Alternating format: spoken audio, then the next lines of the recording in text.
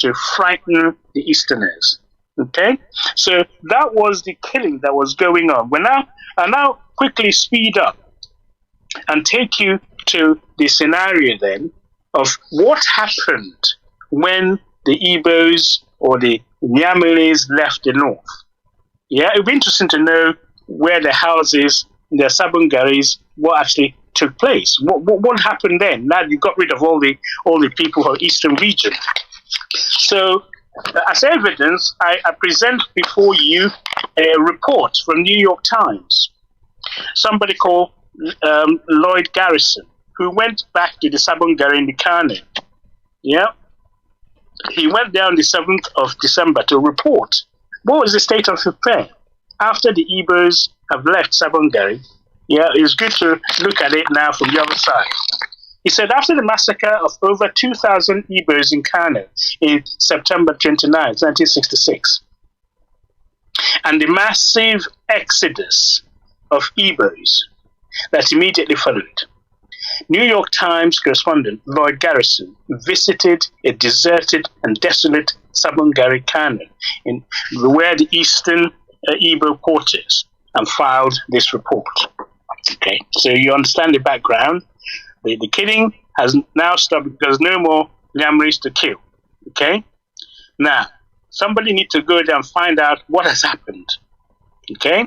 So he says, outside the old city walls, in Sabungari, or strangers' quarters, that's what it actually means, Sabungari, where the quarters in the north, you're not allowed to live inside their walled city because you're a foreigner, you're a stranger.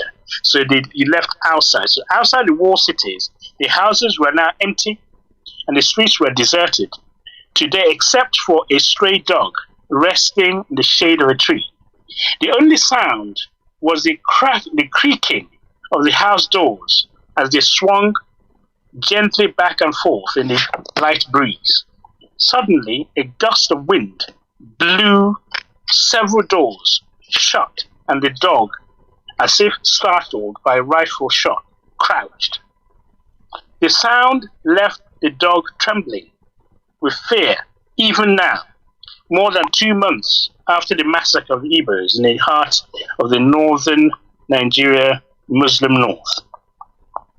There's little else to remind one of what happened here, except the sight of the occasional litter, the torn Bible on the floor of the Baptist church, and the OK Jazz stationery store. Otherwise, the shops and houses have been stripped of their furnishings, as if no one ever lived there. 30,000 Igbos once filled these dwellings, 30,000. But now, the Sabungari has become quite simply a ghost town. The bloodbath began on the 9th of September 29th, when northern troops opened fire on the Igbo refugees standing by at the airport. By dawn, northern soldiers with automatic weapons and civilians with machetes had swept through the city, burning, looting, and killing. As if by signal, most foreign observers here are convinced that the pogrom was planned. I told you before that it was not only planned, they didn't just have automatic weapons, rifles, bows and arrows, bricks, anything they can use to kill people. They also have typed addresses of where the Nyamari is supposed to live. So it's not something you say is a riot, it just happened, it was planned. And then, the slaying spreads to other Igbo communities in Nigeria, vast northern interests. So that's part of the report. Now, carry on with the report in the New York Times. No one knows how many were killed, and that's the fact. It's difficult to estimate the actual number that died. The report, the tribunal were mentioning, and those who escaped with their lives were able to tell the story. There are worse, gruesome stories which cannot be told because the people who it was acted upon have died. So they're not telling you the full story because you can't. It's just impossible. The extent of the calamity that befell our people. but the official census of the Northern Military Nigerian in Lagos had approved. You see, you have to approve. They say, well, we're going to agree that 7,000 died. That's the if 7,000 died, you have to times it by 100, as you and I know. Okay, so that's the one the official government approved. They actually agreed that thousands died. That's the key thing. Now, this is considered to be a conservative estimate. That's according to New York Times. A conservative estimate means it's under exaggerated. Now, Northerners here do not talk about what happened unless you ask them. Surprise, surprise. And their responses frequently include a comment that, the Igbos had it coming to them. Some samples. They were too pushy. So if you're very pushy, you should be killed. That's what they're saying. They took the best jobs. Okay, so because they have good jobs, you have to go and kill them. I told you before, there's something called privileged pariah. They were privileged because they had these jobs, but they are pariah, they're hated because they're in the different part of the country. So you kill them because they had the best jobs. They weren't content to do business. I don't know what they're supposed to do. You can't come into your wall city. They're not content to do business. They wanted to run everything. Guess who's running everything in Nigeria at the moment? Okay. Now, they called us backward because we were Muslims, really. Okay. But we were reading Arabic for centuries while they were still cannibals, really. Okay. Now, these are all the comments when this reporter went around asking, what happened? Can you tell us about these Igbo people? They're pushy. They don't want to do business. They call us backwards. They are cannibals. And so kill them. Yeah?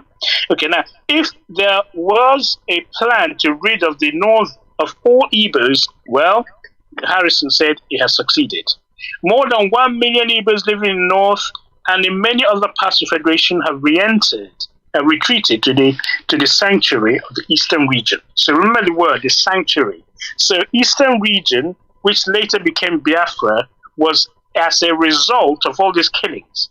People retreated into what we call the sanctuary, into their homelands, into their villages, to their hamlets, where their extended families absorbed them. So if you want to talk about Biafra, you cannot but mention this. Yeah, it was a retreat into a sanctuary where you at least, you're not going to be killed the next minute. Okay? There's nowhere else that was safe for you. Okay. Now, in the East, it is widely believed that the pogrom had religious overtones because the Igbos, of course, are Christians. But of the 32 northern soldiers now in detention, so actually, they actually arrested some of the northern soldiers in detention. They had roads in killing. Most of them, they said, were southern half of the region, in other words, the mid-belt, where missionary education was permitted to penetrate. Remember I told you missionary education was not allowed to go into the north because they said we want to rule indirectly. Therefore, we maintain the Muslim way of doing things. Therefore, book is haram. Hence, you have Boko Haram. So therefore, if you learned anything about how you read and write and so on to do the modernity things, it was said to be haram. You're not allowed. So, but in the middle belt, missionary managed to get up there. And therefore, you have people like Gowan, whose father was a priest, and he was able to read and write, and therefore was anyway, and people like him. Now, 11 of those who were captured, who the rioters, they said 11 of them were Catholic, and 10 of them were Protestants, and then 10 were Muslim. So these are the group of soldiers who did the killing. Now, with the Igbos departed, many predicted the North economy would then be paralyzed. So what happened when the Igbos left the North? All this, they had their privileged jobs and so on. Now, this is the situation. The breakdown may yet come, yeah? Because efficiency has certainly fallen off. So what are the actual Easterners doing in North? Well, there are some doubts that 50 million groundnut crops can go for export. There's some doubt about the economy. Now, but the train, now this is what is something I'm telling you the Igbos have been doing. The trains are gradually beginning to run again. When the Igbos left, the trains wasn't running. So they had to get European engineers okay, to help run the trains.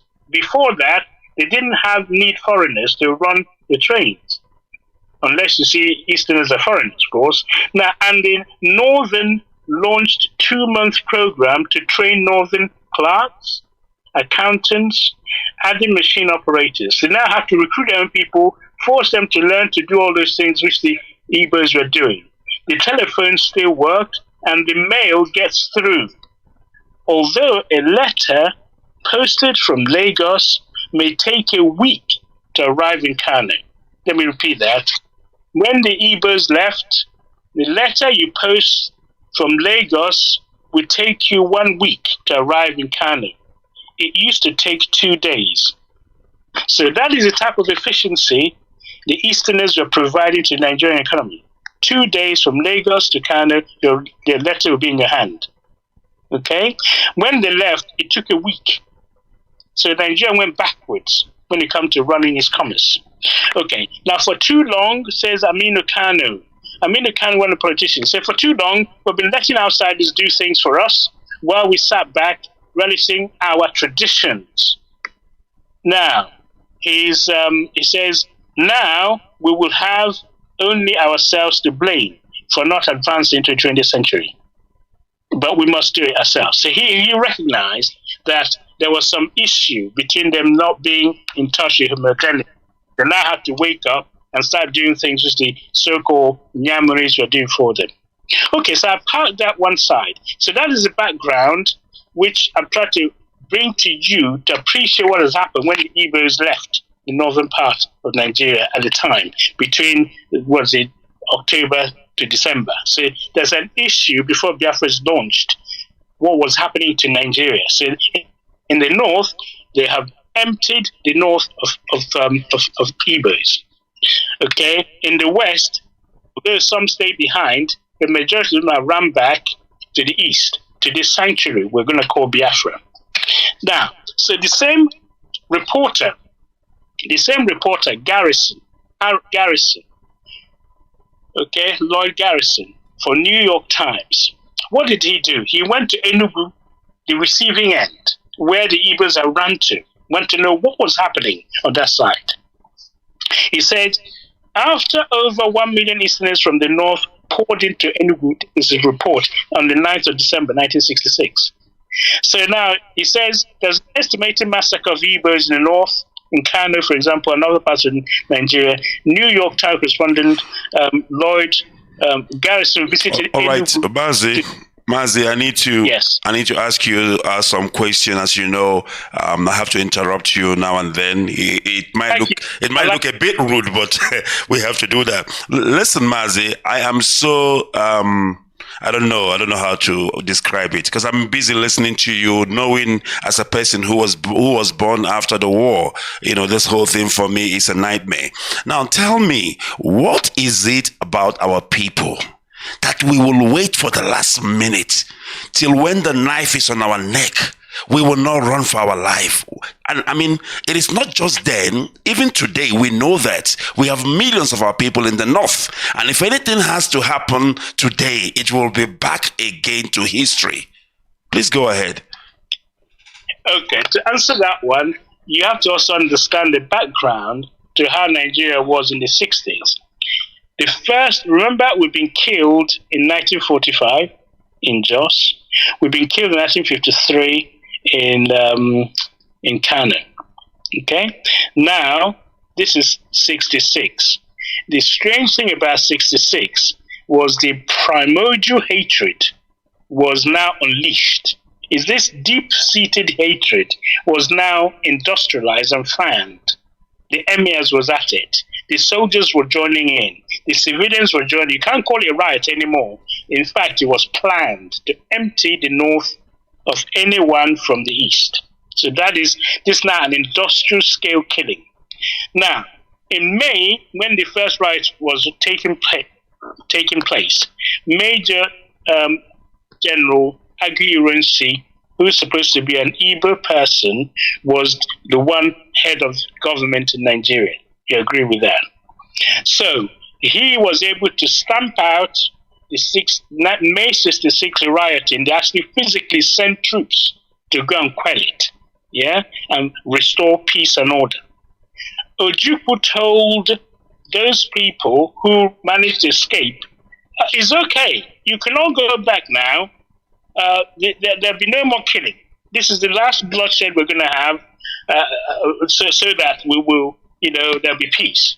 His friend, Emir, Bayero Emir, who he made the chancellor of, University of Nigeria and Nsukka, much to the consternation was Nnamdi Azikiwe. Nnamdi Azikiwe helped to form the university. Okay, Ojukwu made a northern emir a chancellor. Okay, at the heat of the '66 when he became the governor.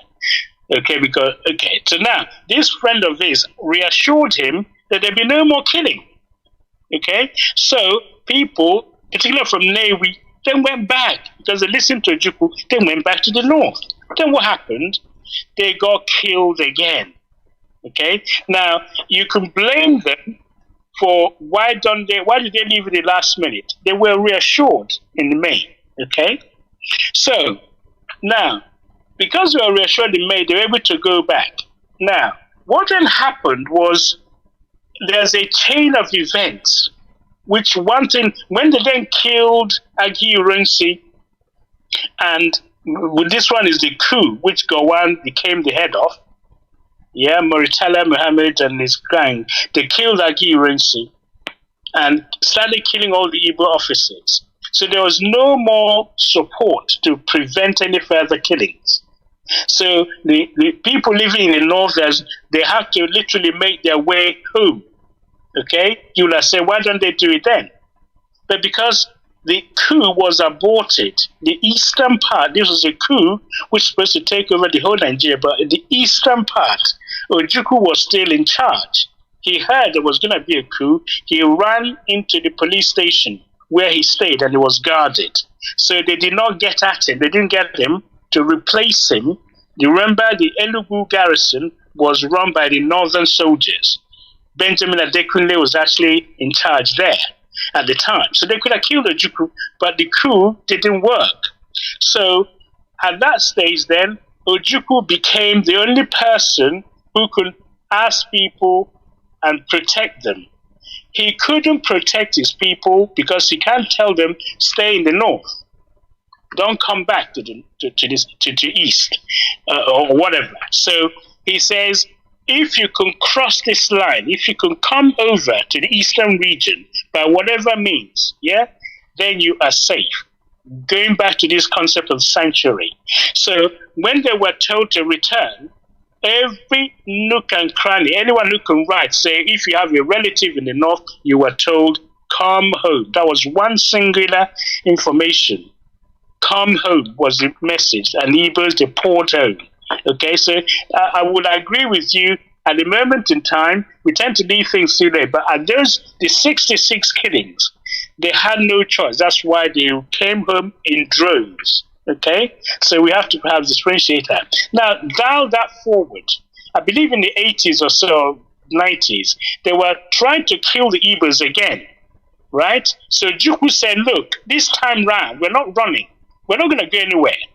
I've forgotten what declaration it is. Is it the Kanu, Kaduna, or whatever declaration is called? They say, if they kill enough, kill them back. Yeah, so he warned the Kanu Emir. When you start killing the Igbos, remember, when this time finishes, there'll be nothing left in Kanu. So that's how they backed off. Okay? So they decided, we're not running anymore. We're going to stay there and die and fight with them. So there's a change in the scene. For those who feel that, we can just go and kill the Igbos anyhow you like. All right, Mazi. All right, not interrupting again, but I need to come in here. Now, would it be right if I say that the reason why our people don't want to leave the north, even till today, is because of business interest and wrong investment they made in the wrong place? Okay, I will answer that. First of all, there's also, in addition to what you said, there's this concept that they have built a house, they have a hotel, and so on. So if you join Biafran struggle, we're going to lose those hotels, we're going to lose those houses. There we go. It's an erroneous, it's an erroneous understanding, because as of now, this very minute, your house, your business, whatever it is you build in North cannot be guaranteed. The only thing that guarantees it is that you have a Biafra as a country, so that if anything happens to you, you be a foreign indigent, they have to compensate you for what you have. At the moment, they feel that, well, we're not going to join this Biafra train, because if we do, we lose our investment. It's a wrong thing. It's a wrong thinking. And the second part to that question is, why did they not invest in Biafra land? Because there's nothing there. You don't have the roads. Go to the north and see what the roads are like. You don't have the trains. How many trains do you have in the Igbo land, Biafra land? You have the infrastructure. It's not there, and it's deliberately so that you're forcing them to invest outside Nigeria. So if you change that scenario whereby you quit the East, there'll be no need for them to go and live there and stick their neck out, because they know if you have a beauty contest and a stage in the north, and somebody said, we don't like what's happening, they kill the Igbos. If there's a lunar eclipse somewhere, they turn around and kill the Igbos. If there's a Denmark cartoonist drawing it by Muhammad, they turn around and kill the Igbos. So I'm afraid the scenario continues until our people understand that they once upon a time, the killing stopped. Not only when they killed all the Igbos in the north, also when they had a place called Biafra, you have to come and defend and fight your way through every village. And in the end of that fighting, they say no victor, no vanquish. Because unless you have a place you can call your home, you're carrying going to be killed like a stray dog, I'm afraid to say. Thank you. Thank you very much. Please continue uninterruptedly. I think we still have almost half an hour to go again. Take it up. So the theme I was developing then was the fact that we have now been to the north, we've been kicked out. The report from the garrison, from these garrison guys, this is the background in the north. Things are not running as efficiently as they think they're good at. Yeah?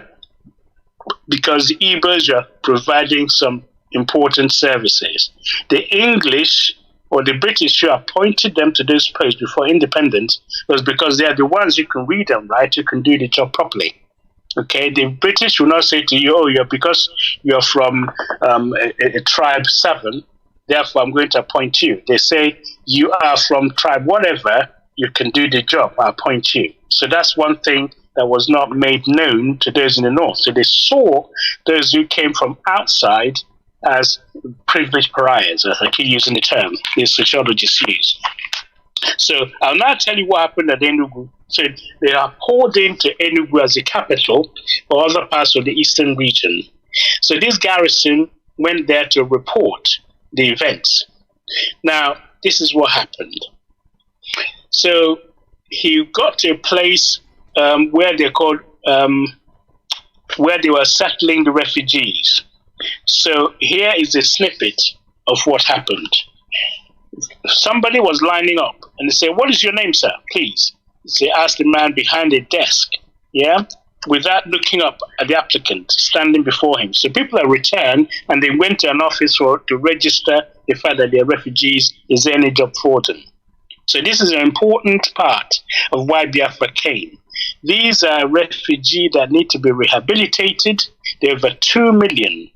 If remember the Rohingyas scenario, they left where they were, and the whole world knew that there was a crisis. Anywhere where you have a flock of people pouring into one part, yeah, be it people leaving Syria, people leaving Afghanistan, doesn't matter where they are, when they arrive at the other destination, they become refugees. But when this happened to the Easterners, they poured into the Eastern region, and somehow there was no external help. Even their own government, who's supposed to help them, turned their back. And this is what led to Biafra being established. I'll come back to this thing. So, Garrison therefore visited what was like a center where these people have been processed. Yeah. So he said, "What's your name?" So my name is Sunday Ofokaja. Ofokaja. I'm not sure I pronounced it properly. Ofokaja. Yeah, Ofokaja. So age 41, occupation, certified public accountant. Sign the card here and print your name and address under the signature, said the man. Fine. Next. So they were being processed. It's not a laughing matter. There are people in the queue. They were being processed. You're an accountant. You're a mechanic. You're this. We have to try and find a job for you now in the eastern region. Okay? So there was people who were destitute. Remember, this is December. Christmas is coming.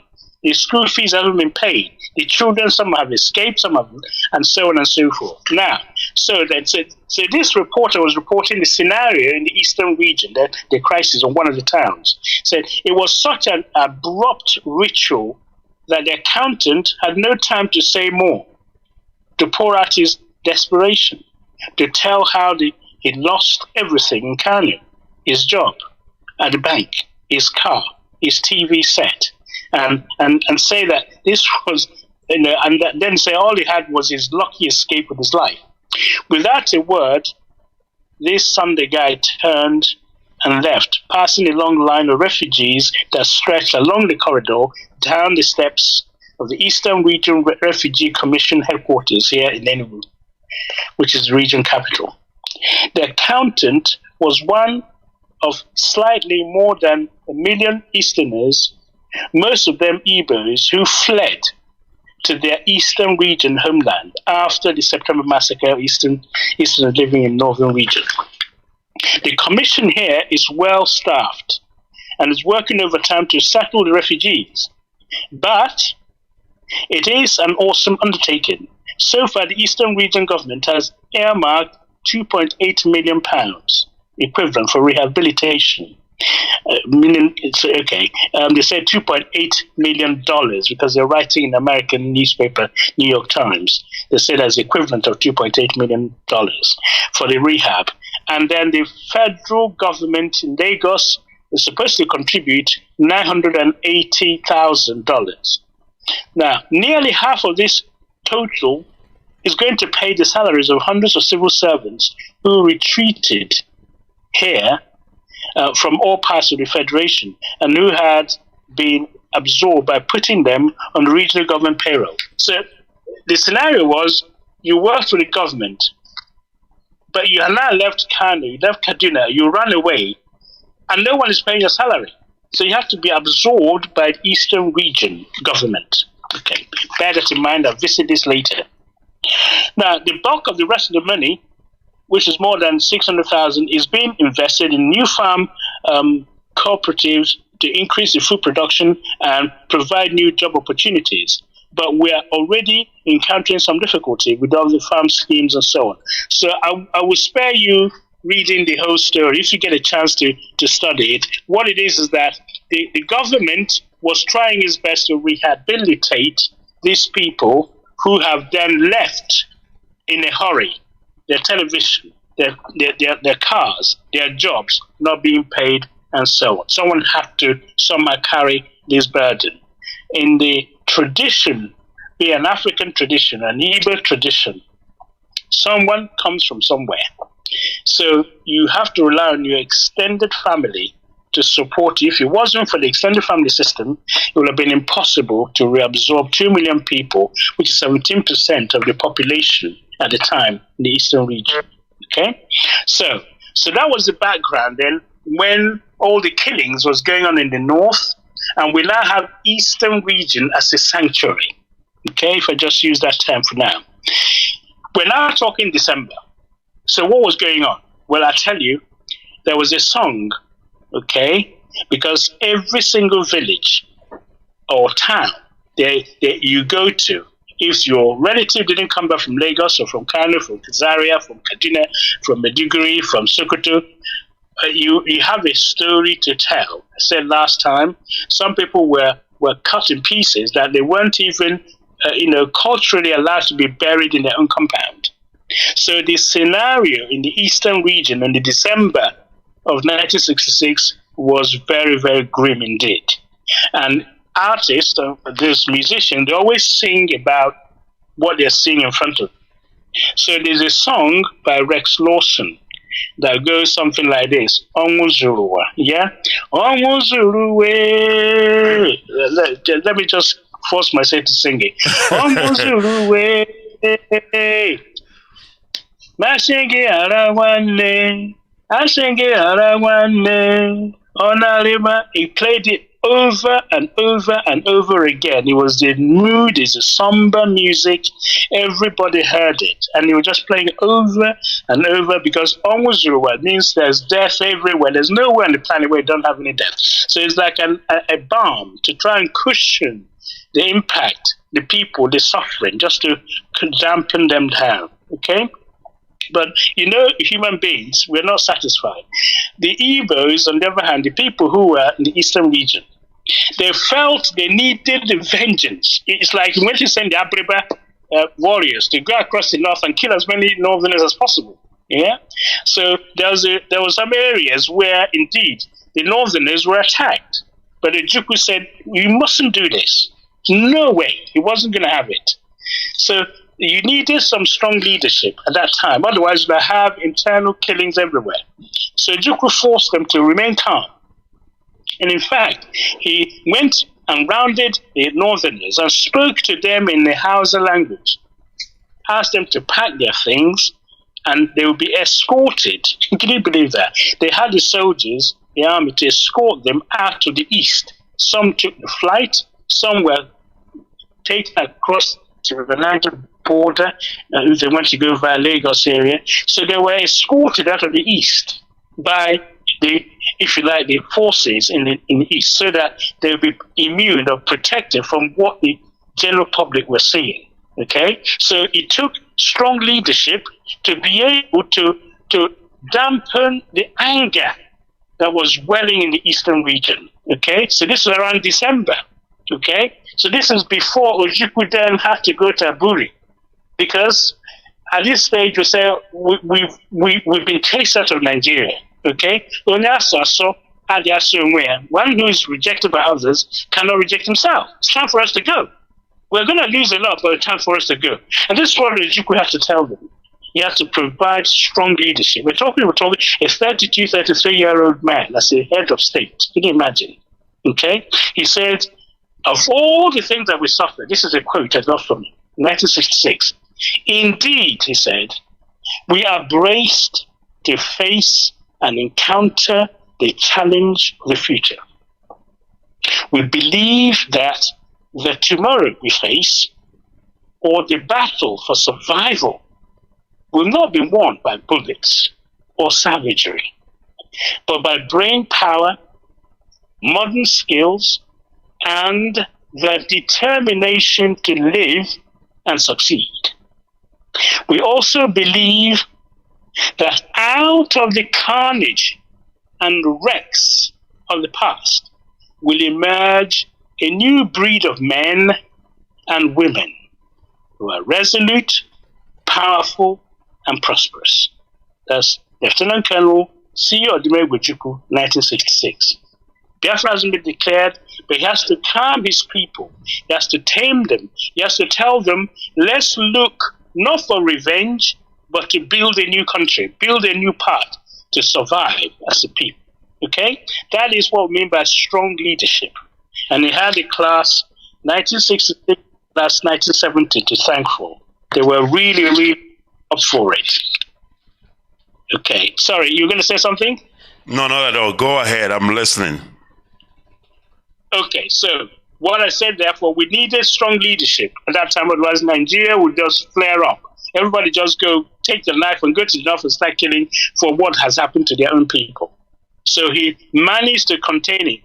As you know, Ojukwu, when he came back from exile, he was called Eze Bulubulu Igbo. Is that right? Eze Ndibo Bulubulu. And he says, Onu Nekuru Orama. Now is the mouthpiece for his people. So he stepped in the gap. We've never seen such a leader. He came in to dampen the pain of his people. And then he was told that we should, why are we still in Nigeria? he took one extra step called the Aburi. Yeah? He has to go that extra mile. And this is very important. As I said last time, the killing started in May. It was in May the year after, 1 year before Biafra was declared. Biafra, as you begin to understand now, is like a sanctuary. We can't go back to Nigeria to kill us. If we stay here, well, we have to build a new system. But we built Nigeria. But we have to now build. Remember the trains? Remember the newspaper? Remember the post office running efficiently from Lagos to Kaduna or to Kanu in 2 days. When we left, it take off to 1 week, if at all it gets there. Okay? So the efficiency with which Nigeria was run, thanks to those people, has now been kicked out, and nobody cared. Right. Now, so that's against the background to which we are now going to find a solution to all these killings. And that is why Aburi was called. Why Aburi?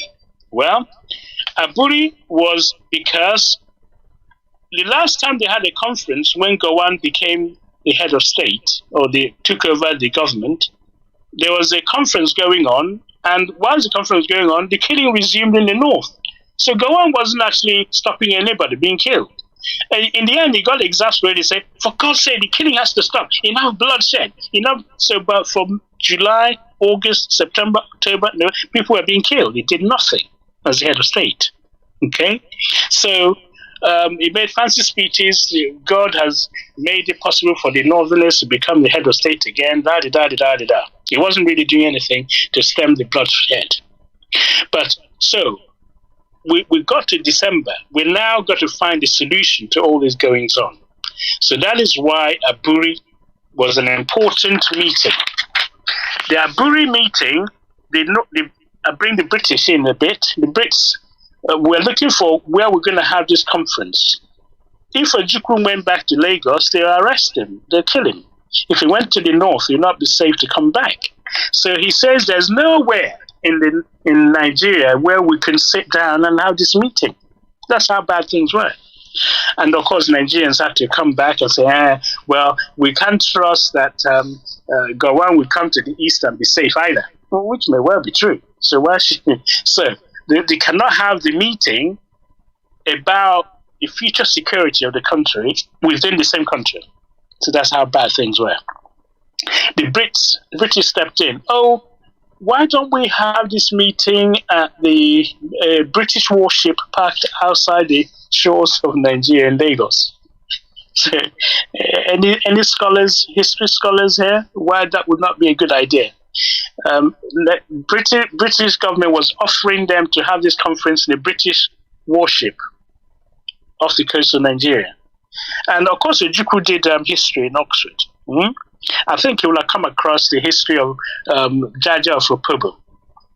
Jaja of Opobo, as you all know, was trading independently and competing with the British under Victorian rule. So they said, let's have a conference in our boat parked outside Opobo. So he by the way, when he comes, don't bring your army. It's okay. So he turned up for this gentleman's meeting. They kidnapped him, extraordinary renditioned him to West Indian island, and on his way back he died. So you could remember the history. So you can't go and have a meeting in the British boat. So he has got an antecedent to follow. So therefore he said, no, I'm not going to a British warship to discuss what's happening. So this is where the Ghanaians stepped in. General Ankara, who took over from Nkrumah, decided, let's have this meeting in Ghana, a neutral ground. Ojukwu flies straight to Ghana, and the Nigerian delegate would go to Ghana, and they will meet at the conference place. So, 4th and 5th of January 1967. So we survived 66 with a lot of wound for the people of the Eastern region. We now need to find a solution. So they went to Aburi on 4th January and 5th of January to discuss how are we going to live together, okay, in one country. What is the way forward? So they met in Aburi. I'll say to you, after the war, Gowon said, there are no victors, no vanquished. Is that not so? And we have 3 R's. Yeah? Reconstruction, reconciliation, and rehabilitation. Yeah? Great. Okay. All sounds very good, but if you study it, there are 2 cons in that 3 R's. Anyway, we'll come back to that. The Aburi Accord had actually 6 R's, what I call 6 R's. After the war, you have 3 R's. What I'll say to you, if we have carried out the Aburi Accord, the 6 R's, there'll have been no need for the 3 R's, which was a sham anyway. Okay. The first R of the Aburi Accord was the renunciation, okay, of the use of force to settle Nigerian crises. That's the first R. Yeah? We are not going to use military force or any other force to sort out Nigerian internal problem. Renunciation of force was number 1. They agreed to that. The second R was reorganization of the army. Why do we need to reorganize the army? Well, we have the Northern Army going around killing people who are not of Eastern origin, and nowhere else is safe in Nigeria. So the army needs to be reorganized. Who army have you got? Is it Northern Army? Is it Nigerian Army? Is it Yoruba Army? Or is it Eastern Army? So the army needs to be reorganized, and they need to stay in their own station, their own regions. Because if you're an army officer of Eastern origin and you go to the north, you may not come back, and vice versa. So the army needs to be reorganized. That's the second R. The third R is what they call the regional autonomy. Yeah, you have to return to the regions, because the whole rioting, they say, UNC brought Decree 34 and tried to force everybody into becoming one country instead of their regions. We want to have our regions. So all the decree, when the military came in 1966, was rescinded, and they returned to regional autonomy. That's R number 3. R number 4, now, I mentioned to you, those people lining up in Enugu, trying to find a means of living again, we call rehabilitation of the Eastern refugees. You need to rehabilitate them. You need to pay their salary. You need to remember this area, this region now needs support from the center. You need to rehabilitate those who have been killed. We aren't even talking compensation yet. Just get them employed. Get their means of livelihood going again. We need to rehabilitate them. Don't wait till you finish killing them in the war and start rehabilitating them. You can do it now. Okay? So that's the 4th R.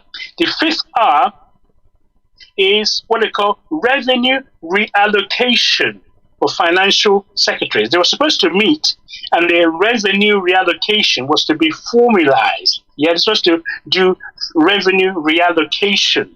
Okay? So at the moment, Zamfara, we have gold, and we're not bringing it to the center. And the riverine area, we say this oil belongs to us. We want to. So the formula for sharing what you have was discussed in Aburi. That's R number 5. R number 6. Let me explain this one. They wanted the actual recording. This particular peace talk, they wanted it to be handed over to the OAU, Organization of African Unity, what they call Adi Amama, as a guarantee that we have had a chat. This is what we discussed, just in case other countries don't know what happened. So Ojukwu brought this idea. They said, no, we are brothers. No. This is an internal matter. We will deal with it. No, we're not going to go to the OAU and hand over what we discussed. So this R number 6 was not agreed upon. But every other R, 5 out of 6, as I mentioned to you, the renunciation of use of force, the reorganization of the army, the return of regional autonomy, the rehabilitation of Eastern refugees, the revenue allocation, all these were agreed upon. Okay? And something about if you're going to have a decision, it has to have concurrence of all the various regions, because they now have regional commanders. Everything was formularized, and so those are the the principles of which Aburi was based on. So Ojukwu didn't get the 6 out of the 6 R's, the one where you report all the findings and deposit it in OAU. They turned it down. But nevertheless, the whole conference was recorded in a gramophone long play LP, so that it is possible to play it, so nobody will say, this is not what we said. And at the end, they all have to read the transcript, and they all have to sign it in front of General Ankara. General Ankara read it and said, anyone want to amend anything? They said no. And they signed it. And if you look at the pictures, Ojukwu and Gowon was eating from the same plate, a bowl of rice, if I recall, and some meat in it. None of them was using a long spoon, okay? They were eating as brothers. Everybody agreed. The Aburi Accord was very, very successful. So on the 5th of January, they all left Ghana. Everybody breathed a huge sigh of relief. Whew, we can carry on again as a family. Then the problem started. The problem started because when Gowon got back, the permanent secretary started saying, did you know what you signed? Do you know you signed away Nigeria? Really? We're going to be a confederacy. What's that? Well, Ojukwu have confused you people. You know, he went to Oxford. Very, very sad. And maybe I'm over dramatizing this. This is very serious.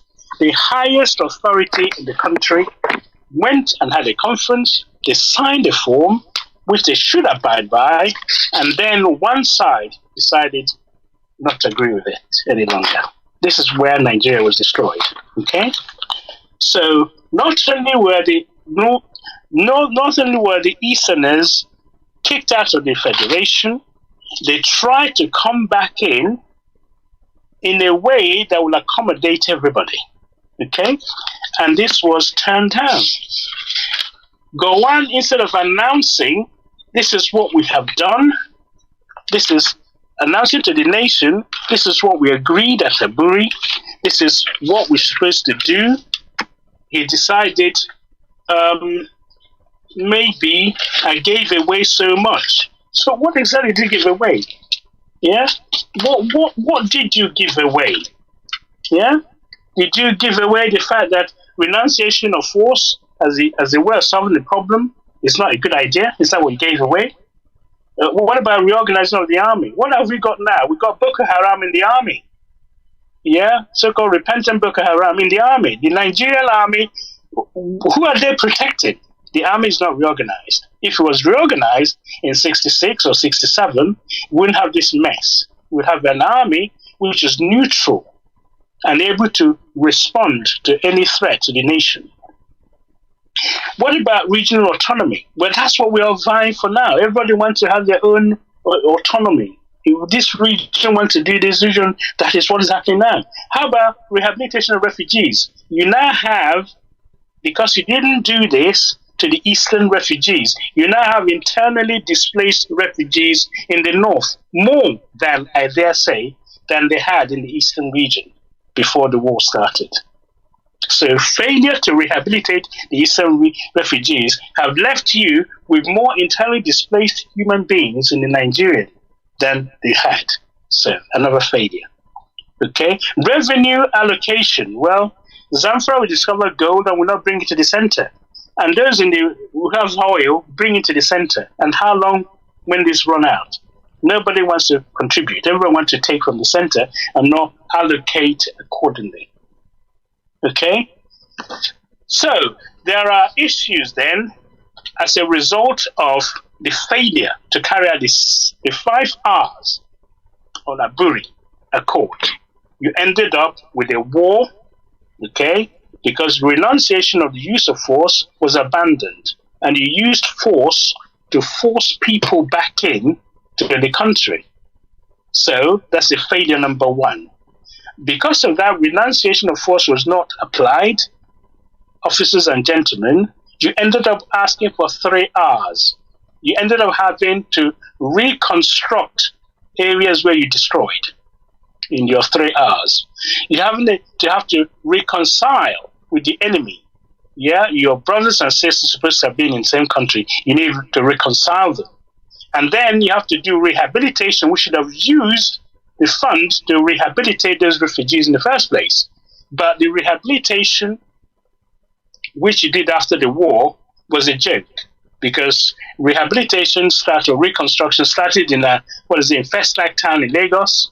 You built a brand new stadium, and then you carried on. It's not coming to the east. You moved it to build a brand new capital in Abuja. So the area where you had the war, you just ignored it. So there's a lot to learn from Nigerian history about what happened at Aburi. And they're still thinking about it. The failure to implement Aburi is what led very, very rapidly to the nosedive that created Biafra. All right, this is where we headed in the first place. So January came. Mazi, can you hear me? Everybody, Ojukwu got back and celebrated. Aburi was a success because you remember he was being told, "Don't go because there's nothing to. We can't trust these people any longer." You told us to go back when they killed us in May. They didn't. They carried on killing us. Now Aburi, you brought Aburi. What do you think will happen if Aburi is jettisoned? Do you think Ojukwu will ever be trusted again? Okay, so all right, Aburi, Mazi, can you hear me? Yes. All right. I'm going to give you a 5 minutes break, and we'll take a break this side. I mean, you've been talking for more than an hour, and that's not an easy, it's an act. So I want you to get some water, and we will come back in the next 5 minutes, and then, of course, you will start wrapping up. I feel like you can talk the whole day today. That's the mood I am in. But I'm willing to give you even another 15 more minutes. But let's take a 5 minutes break, and we'll be back. All right. Thank you very much. Thank you very much. Okay. All right, we will take a quick break and we will be back. We are talking Biafran History 101, Part 4. And with me, of course, is Dr. Okachi Lewis, all the way from the United Kingdom, telling us our history. Bob Marley said, if you don't know your history, then you're lost. You will not know where you're coming from. And also an Igbo adage says, and I quote, and this is Constructive Argument with Mazi Ikechukwu on Radio Biafra. This is Constructive Argument on Radio Biafra with Mazi Ikechukwu. Bring your argument, and we've got the solution. Constructive Argument. We hit below the belt. Radio Biafra. We've got you covered.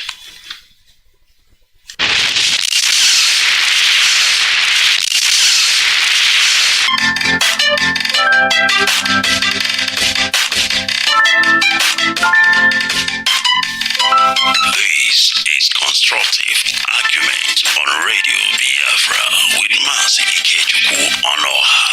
Bring your argument, and we've got the solution. Constructive Argument. We hit below the belt. Radio Biafra. We've got you covered.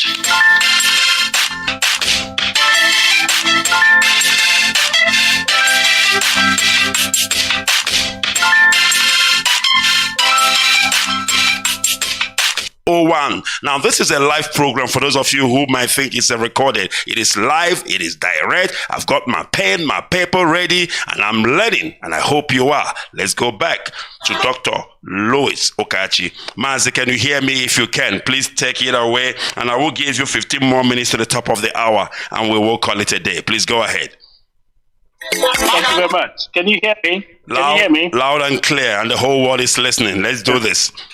Okay, so we just quickly remind ourselves, we just talked about Ojukwu going to Aburi as the last resort, and his people are waiting with bated breath to see whether that will help them survive the killings they endured.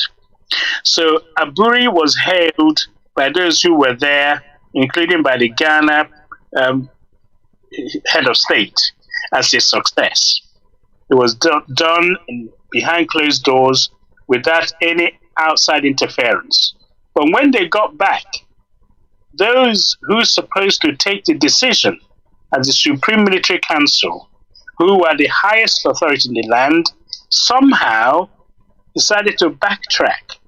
They said, what we signed is not really in the best interest of the nation. I'm not sure which of those R's they want to change. So January came, Ojukwu announced that on Aburi we stand. Aburi is something his people hope will allow them to have some catch their breath from all the killing. But even then, remember what I said, he told them in May to go back, everything will be okay, they got killed. Some who stayed got killed, so there's nowhere safe. They went to Aburi as a last resort. Now, instead of implementing Aburi Accord, they're now dragging their feet.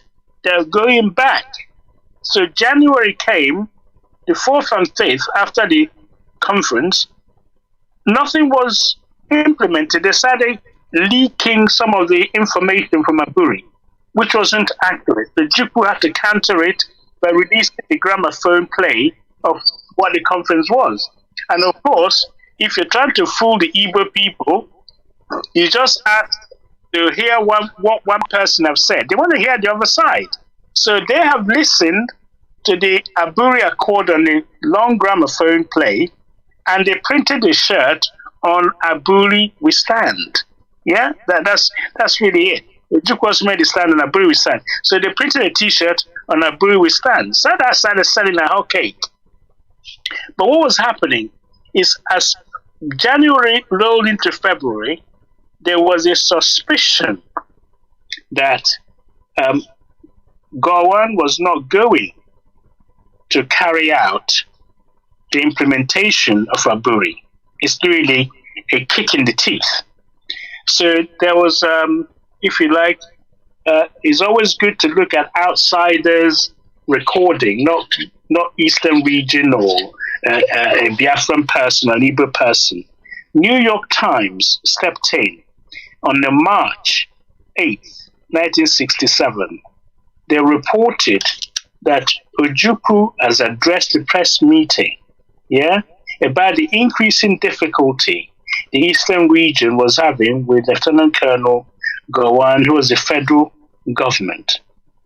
Referring to the differences, he said, Ojukwu said, I cannot see us bridging seeing them bridged, the differences between the Lagos government and the Eastern government, because they're not implementing what we said.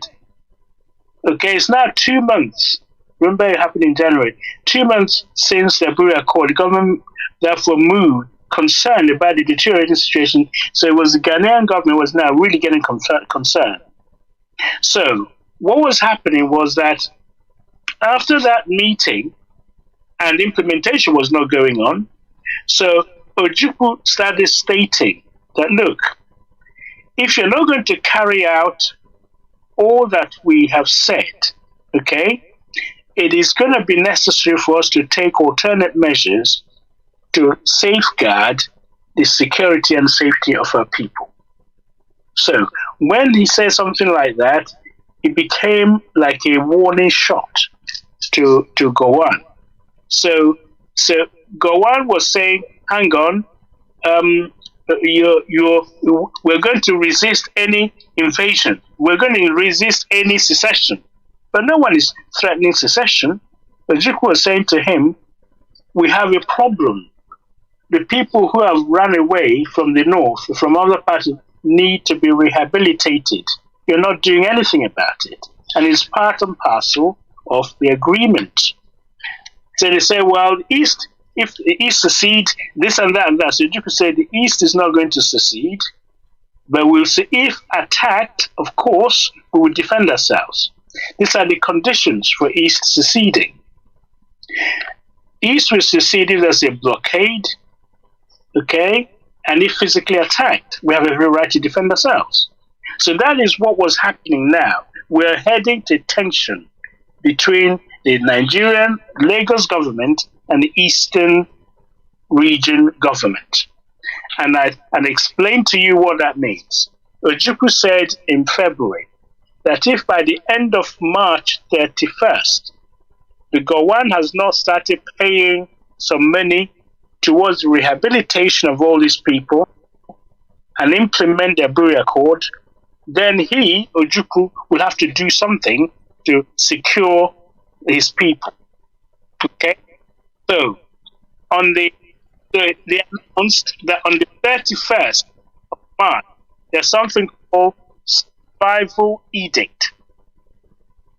Survival Edict is an important thing to understand.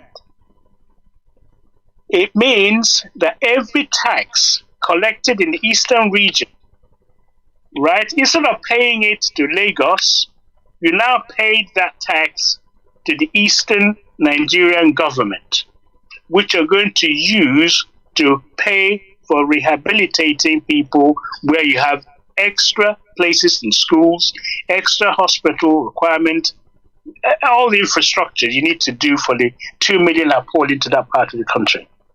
So it's a 6-page edict directing all federal tax collectors in the east to pay the revenues direct to the eastern region. Gowon went berserk. So you can't do that. He blockaded the eastern region. He sent a gunboat to blockade them so they can't transmit anything outside. They can't trade with anybody. So Ojukwu said, hang on, there are 2 ways of killing somebody. If you shoot at them, I forgot the exact quote. So if you shoot somebody, you'll be accused of murder, yes? Also, if you strangle them, you'll also be accused of murder, yes? So it says the East will succeed if attacked. A physical attack, which is or an economic blockade. He said, we all know when you pick up a pistol and shoot a man, it is called murder. And equally so when you strangle him. So what Ojukwu is saying is that if you're going to strangle our trade, so that we can't trade, then we're not going to be able to survive as an entity.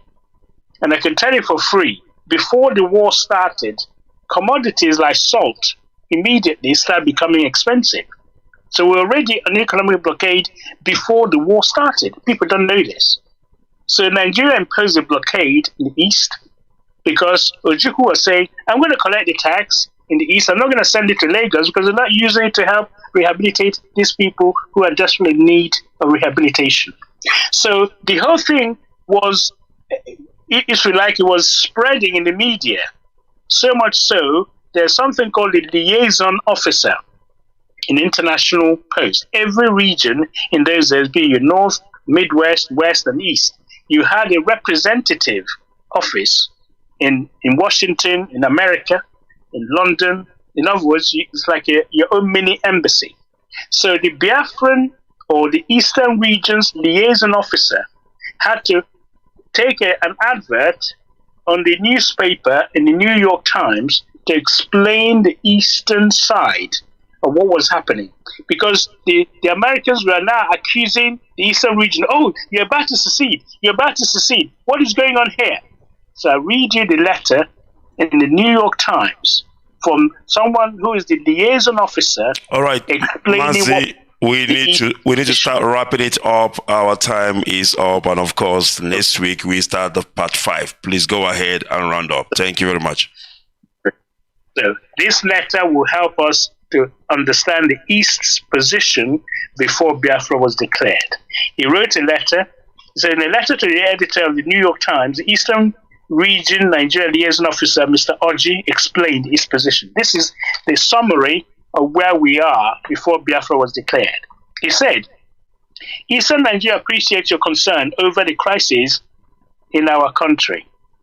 To eliminate possible misunderstanding, however, may I comment on 2 points.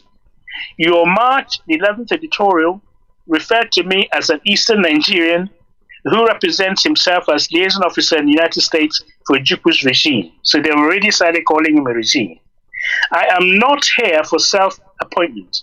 For 4 years, I served as consul, commercial, for the Nigerian Consul General in New York. As a Nigerian of Eastern origin, I was recently forced out of that position. He's already been kicked out as a Nigerian. Okay? Now he's representing the Eastern region. The Eastern region therefore gave me a current post. Each of the 4 regions in Nigeria had the privilege of representing abroad or promote trade and investment. Eastern Nigeria has had a representative in New York and London intermittently during the last few years. This is no different in the recent opening in New York. My office is properly registered. It is free world. We are entitled to provide information of concern and interest to the American people to make known our point of view. Here we go. A picture captioned March 10th said that Colonel Ojukwu, the military governor of Eastern Nigeria, is leading a secessionist movement. Colonel Ojukwu is not leading a secessionist movement. He is attempting to lead the people of this region out of an untenable position forced on them by northern-dominated federal government. Some 30,000 Nigerians of Eastern origin were killed in the north during 1966. Some 2 million Eastern Nigerians were forced to flee other sections of the country and seek safety and protection in their home region. There is little understanding of the awesome burden placed on the Eastern region to provide housing, jobs, security for these people, whose presence has expanded the population by 17%. And there is little understanding of the indifference of the federal government to their problem. The situation demands a reallocation of revenues between the regions and the federal government. Accordingly, Colonel Ojukwu and his government of the region met in Aburi, Ghana in January, negotiated an agreement which, among other things, provide for a study of revenue to reallocation of the finance secretaries of the region and the federal government. The Eastern region has been calling for such meeting of the finance secretaries, but the federal government have not acted. Only the implementation of the Aburi Agreement can save the Nigerian Federation. This is the fight Colonel Ojukwu is leading, not a secessionist movement. So that was the, if you like, the situation where we are at the moment. Because of the reneging of the signing at Aburi, Nigeria faced a situation where the East had to decide what to do next. Okay? So the next time we talk about it is the Declaration of Biafra. I think I've been able to lay bare where we started and how we got to where we are. So whereby Colonel Ojukwu at that time, then and Gowon were not singing from the same hymn sheet any longer. They were no longer compatible because Ojukwu was saying one thing, Gowon was insisting on certain things being done. And as a result, Ojukwu was going to ask the representative of Eastern Nigeria to tell him what to do. So they called the chiefs and elders, 300 of them turned up, and they voted with their feet that we have been kicked out of Nigeria. Let's go it alone and declare Biafra. So he got the mandate, and Biafra was declared. Nigeria invaded on the 6th of July 1967, and you have Biafra, Nigeria war. Thank you very much for listening. Stunning. Awesome. All right. Next week, Friday, if God permits, and of course, if your time permits, we're looking at part 5. So what should we be expecting Biafran history part 5? I will think about it. It would be the declaration of Biafra. Absolutely. All right. And why Biafra was declared. I've given you all the. It's purely for security. It's a safe haven from all the killings. And then, but we haven't declared that you then have to defend your right. And that's what happened. And from there, we lead to humanitarian crises that made Biafra a conscience of the world. Okay. Thank you very much, sir. I really appreciate your time once again. And of course, if God's saving us and sparing us, we're looking forward to part 5 next week. Thank you, and God bless.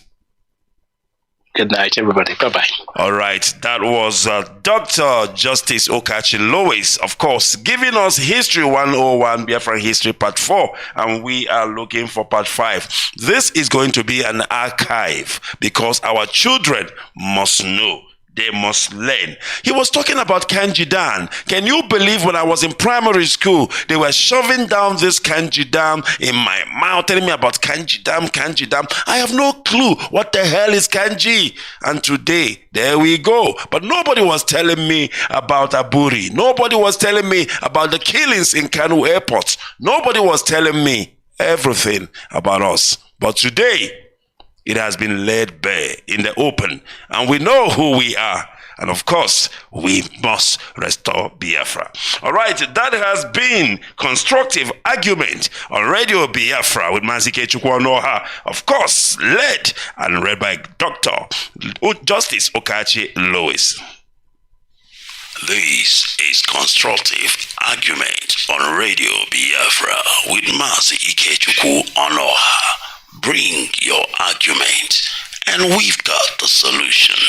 Constructive argument. We hit below the belt. Radio Biafra. We've got you covered. All right, thank you very much, great Biafrans. And of course, this is where we are going to leave it tonight. It has been indeed an intriguing one. It has been a beautiful one indeed. And I thank our brother, Dr. Justice, for giving us this in-depth history. My goodness me, I've never heard it this good before. And of course, we are going to leave it here, and if God's sparing us next week, we will be back again. And of course, I want to close with this. Wherever you see Alhaji Oji Okalo and his co-conspirators, treat them as a non-grata in Biafra land. They have been officially declared an enemy of Biafran people. So you know what to do. Do the needful. All right. Goodbye. And may God bless Biafra. From me, from here, it is goodbye.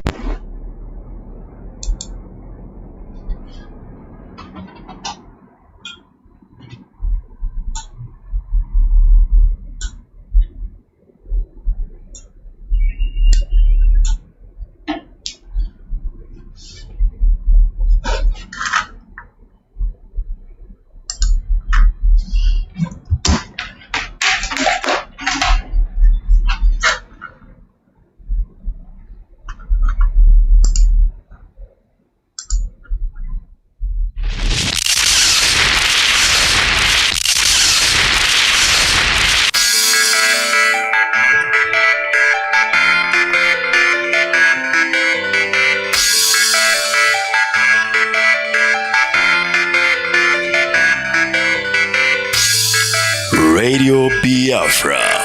We saturate the whole of Biafra land. Wherever you are, just touch the dial 102.1 FM. Olu, Owerri, Enugu, Anambra, Abakaliki, Nsukka, Asaba, and many more. Radio Biafra. We got you covered. Radio Biafra, the first and the last.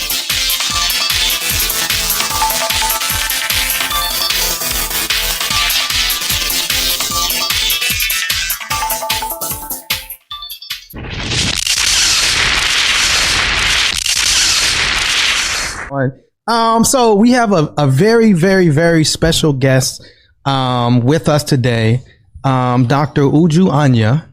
And she is a professor at Carnegie Mellon University in applied linguistics. Yeah. And so welcome. So I had two more questions and I want to open it up. Has this experience changed the way, because like you said, you kind of go in, you use Twitter, you kind of almost like prepare, like you said, to teach when you go in there. Has this experience changed the way you're looking at engaging in social media, or do you intend to continue to engage in the way you have? So even in this, my most intense moment on social media, fundamentally, more than I am anything else in this world, more than I am a mother, more than I am a researcher, more than I am a sister, a community member, I am a teacher. And if I'm going to do anything, I'm going to teach. Right.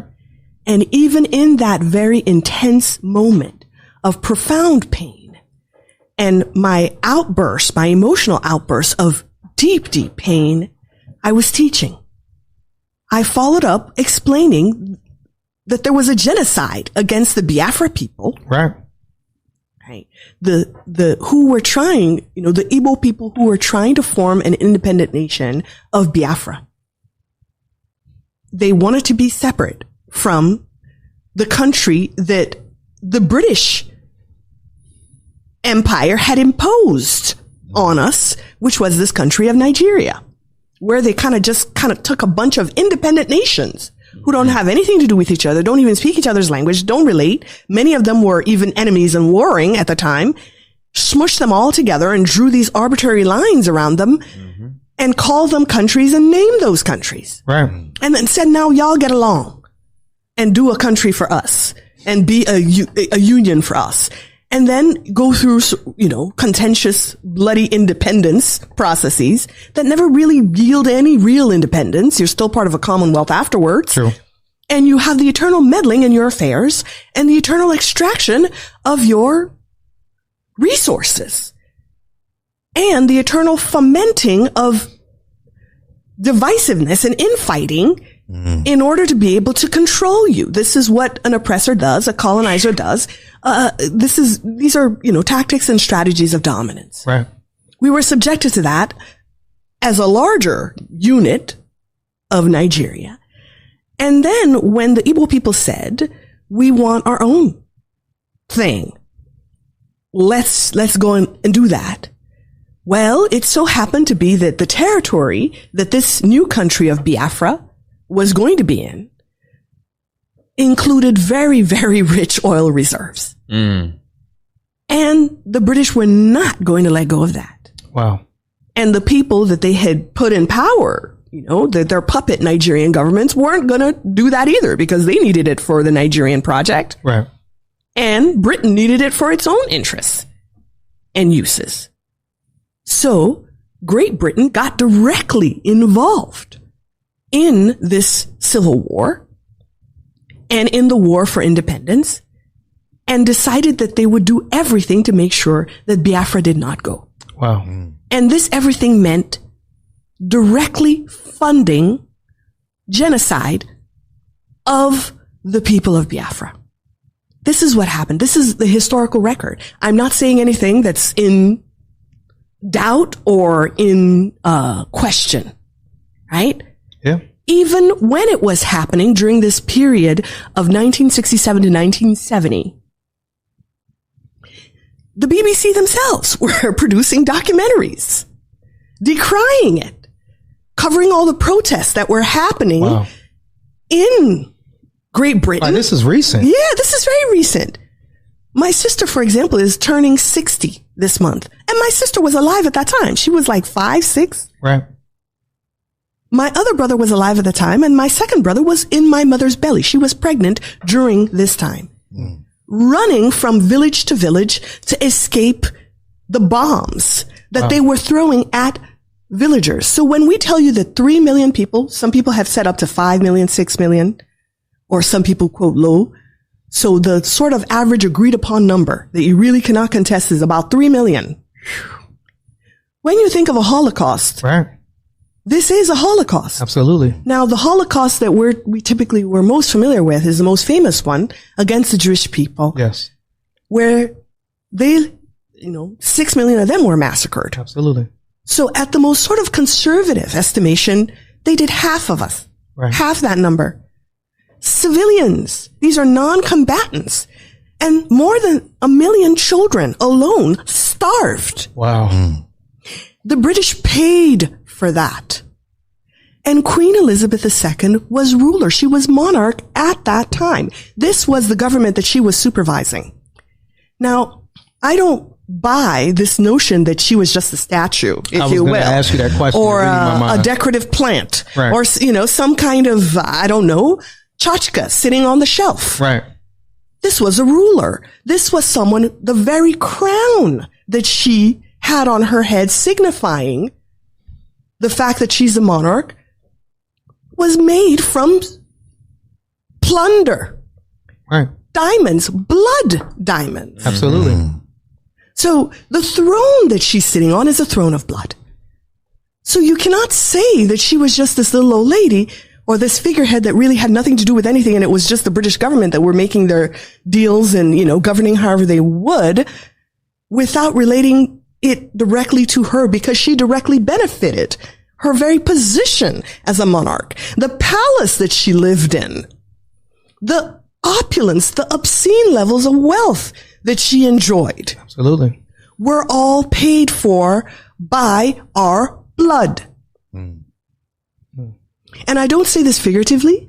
Right. And I don't say this as something that, this long remote past, let's say, of human enslavement, which on my mother's side, she's from Trinidad, my ancestors over there were enslaved by the British.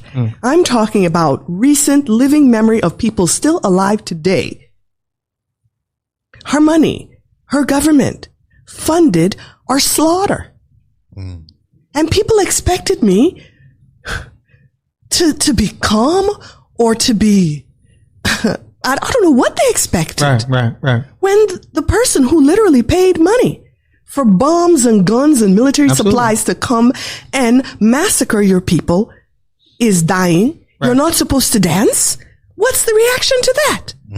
I remember when we found out that Osama bin Laden was killed, and Americans celebrated, right? Because they held him responsible for 9/11, which just passed, and that terror that occurred, and those 3,000 or so people that died. Yeah. And it's like, but when it's our terror, when it's our pain, when it's our loss as Black and brown people, and we, particularly when we express it in a way that challenges, white supremacy, the white supremacy dominant narrative, and this, kind of almost like Disneying idea that people had of a queen, then all of a sudden it's like we're always told to be civil, to be calm, to be peaceful as Black and brown people. And so, but when it's somebody that you feel harmed America, you can dance, you can celebrate, you can take out your flags, and that's held up. You can have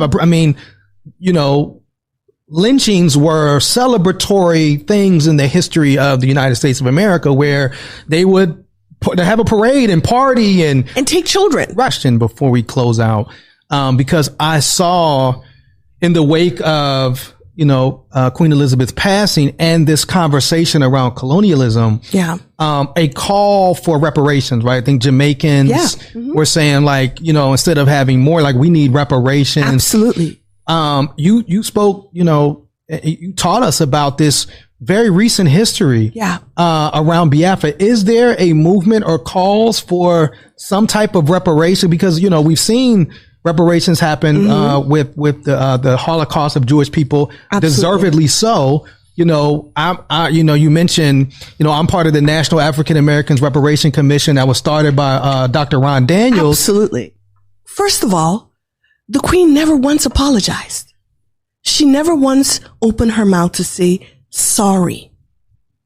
Everybody, the history records know what happened and what was done in her name and for her crown. Not just to the people of Biafra, but you talked about the Kenyans, the Indians, the indigenous people, right? Native Americans.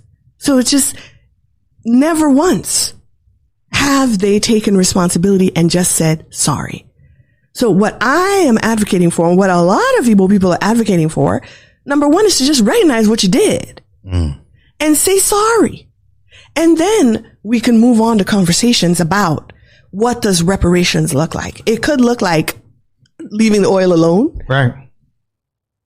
It could look like, actual payments and repayments, of the compensating the 3 million lives that were lost. Right. I don't know. We haven't even gotten that far yet because we can't even get them to admit the shit they did. Wow. Man.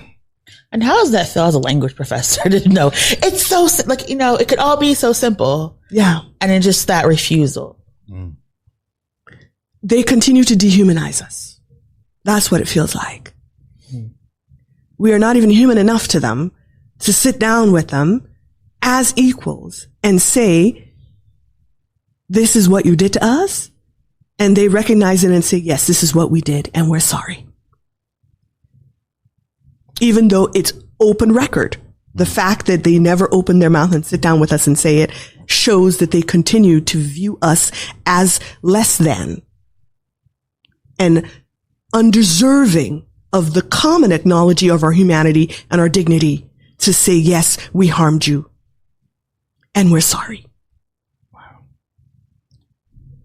Powerful, a powerful way to end, and that's why we call it This Week in White Supremacy. Absolutely, yes. This is a perfect synopsis of the theme of this show.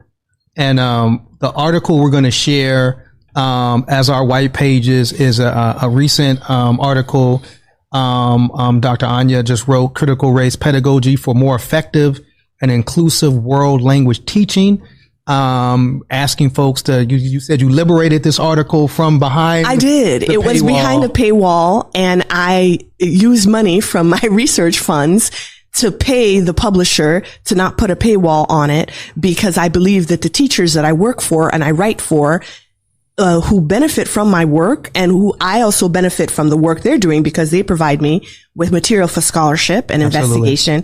I believe that they should have free access to the results of the work I do for them and with them.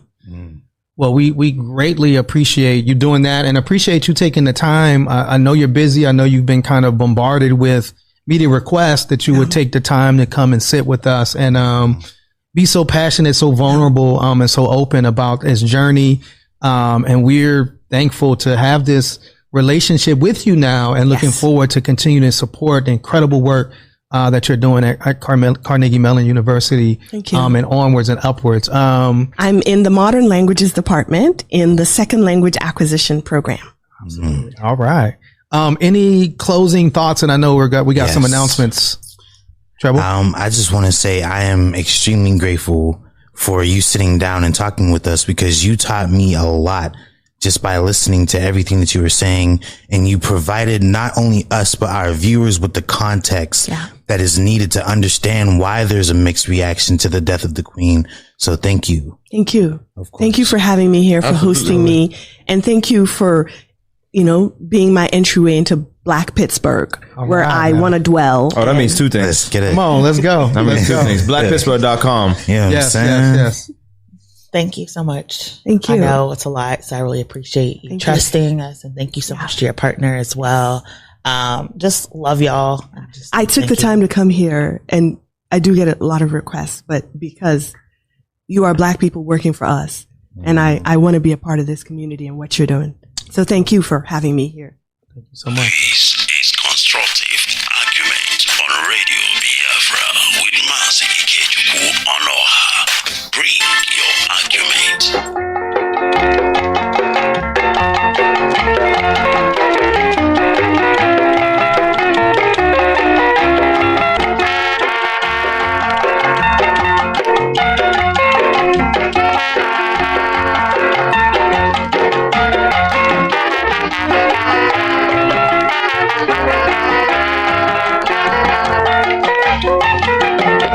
To welcome back once again, of course, it is Radio Biafra. This is Hello Motherland, and I thank you all for joining us this evening for History Lesson. Mazi.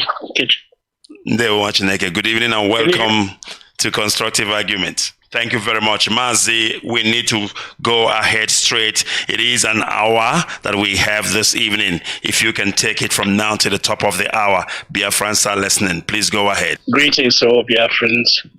Regards to our leader, Nnamdi Kanu, and we pray shortly that he be released. It's been a privilege and an opportunity to share with you the history that brought Biafra about. And we're still in the history. It's dynamic, it has not stopped. And we are therefore living the history.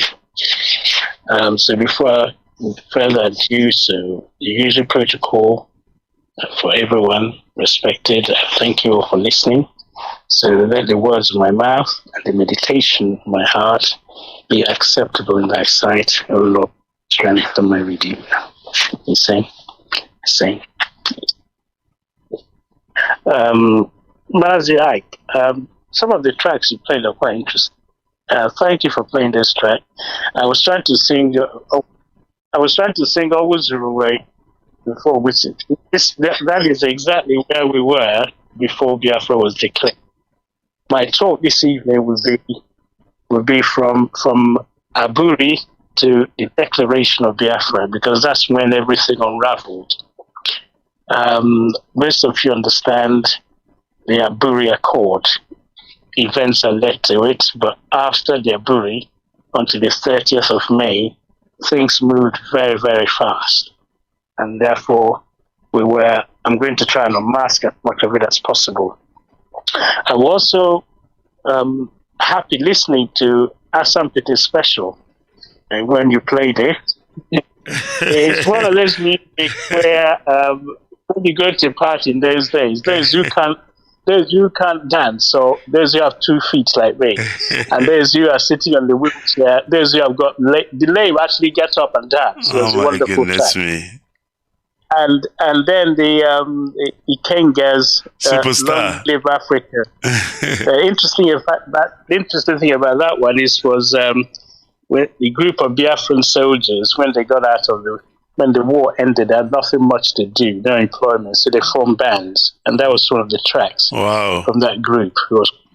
It's a party shaker, as in those days.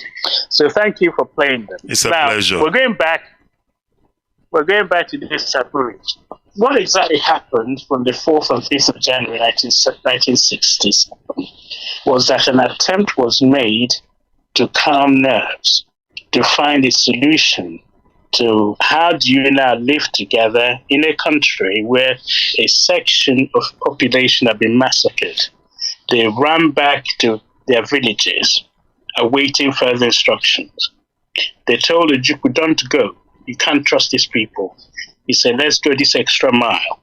They went there, they discussed, they came up with solutions that will save the country and unite everybody, and they tried to patch things up. At the end of the accord, Ojukwu and Gowon were eating with the same plate. Most of you will see the video. I think Gowon put a meatball in his mouth and Ojukwu picked some rice. And none of them used a long spoon or a long fork. They were eating from the same plate. So something very, very strange happened when they got back, Ojukwu to the eastern part and Gowon to Lagos. What we believe happened was that Gowon was given some strange instructions. And rather than announce as now the head of the government, remember, before Aburi, Gowon was not recognized by Ojukwu as the head of the government because he had a coup. At that moment in time, the commander-in-chief, Major General J.T. Aguiyi was missing, although we knew he was killed.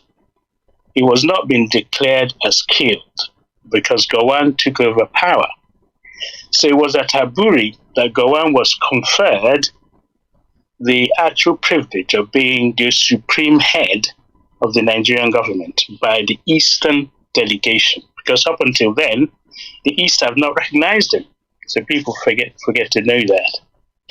So Ojukwu had to recognize Gowon, who is if you like, has got a higher rank than Ojukwu himself in the military, but in the military depends on the rank.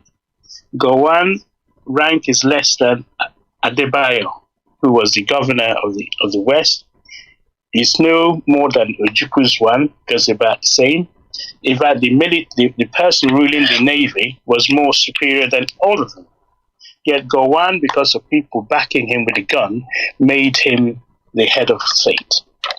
So at the gunpoint, he was made head of state, but it was the Aburi that they all agreed, including Ojukwu, that he should be pronounced the head of state. When he got back, therefore, Ojukwu couldn't announce everything that was decided at Aburi. He had to wait for Gowon to do so.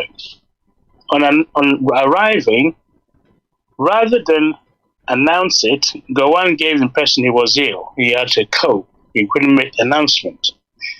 People were looking at Ojukwu, what did you guys discuss? Ojukwu said, well, you just have to wait. It went well, we're okay, and so on and so forth. So, days passed by, nothing happened. A few days further, nothing happened. So, Ojukwu began to think, what is going on? So this is really where Nigeria unhinged. Because what was happening at this stage was Gowon was getting instructions from his permanent secretaries and perhaps from foreign people who were advising him that these three people decided that Aburi is not going to work because it's going to be a way of dividing Nigeria, pushing them into a confederacy instead of one country united.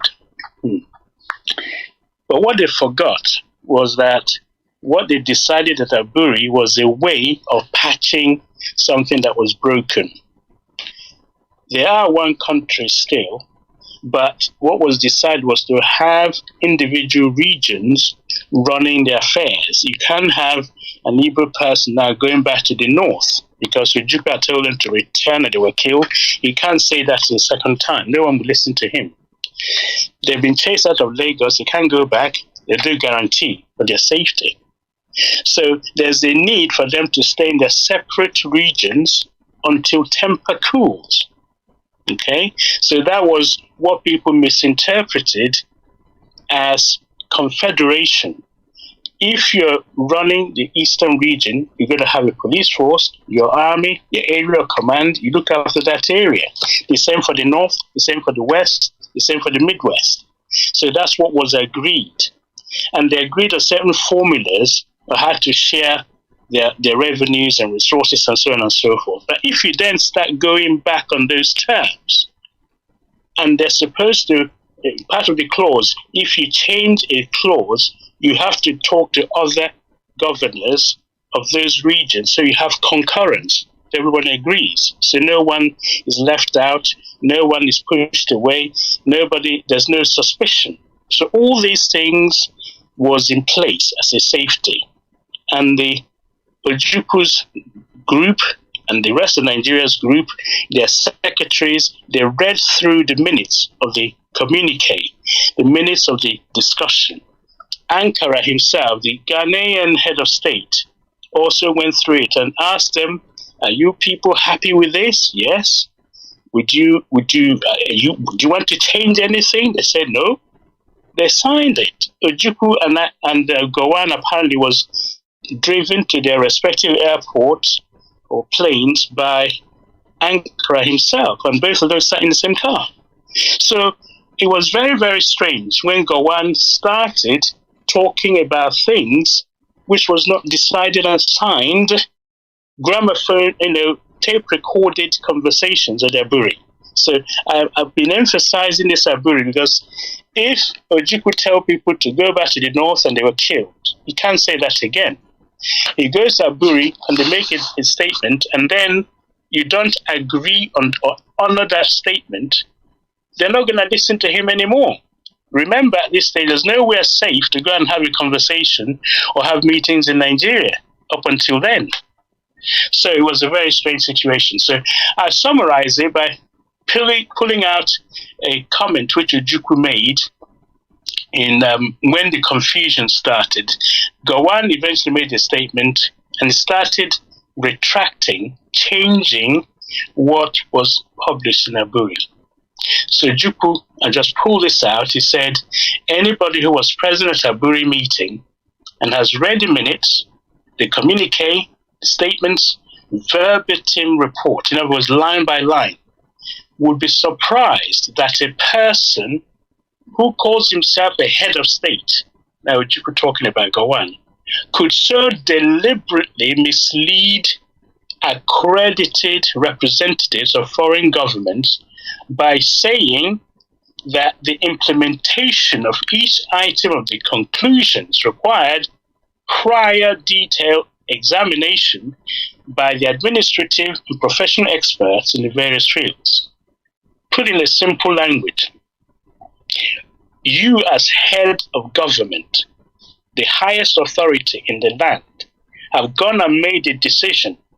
You then come back, it's like the cabinet in the UK, the government in the UK have gone somewhere, made a decision. You then come back and your permanent secretary say, no, we're not going to agree with this plan. You tell them what to do. They don't tell you what to do. And the delicate nature of the situation is such that your permanent secretary can only advise you. They can't change the content of the communique. So Gowon was saying, hiding behind the permanent secretary, said, these people are giving us a different advice. But they're not running the country. You are. Okay. So the conclusions in Aburi were no proposals, but decisions. That's what Ojukwu is saying.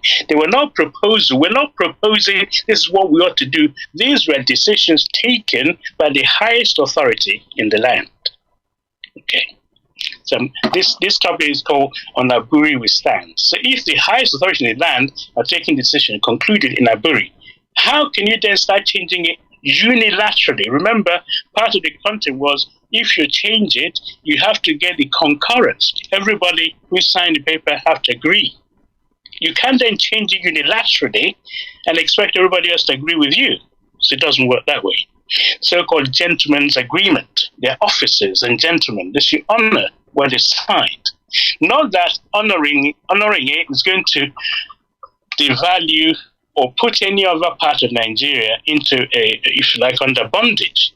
By honoring it, you're respecting every part of Nigeria equally. You're not victimizing anybody. You're trying to soothe or find a balm for those who have been injured and try and alleviate their suffering. You're not there to dictate to anybody.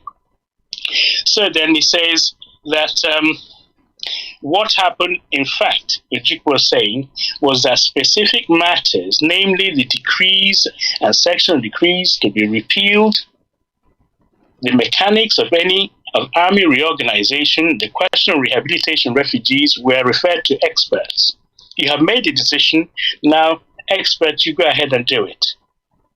Okay, so the meeting of the financial experts to be considered the question of rehabilitation, displaced persons, has not been held because the Ministry of Finance has not come round to doing that. Okay, the meeting would serve any useful purpose. They haven't done that.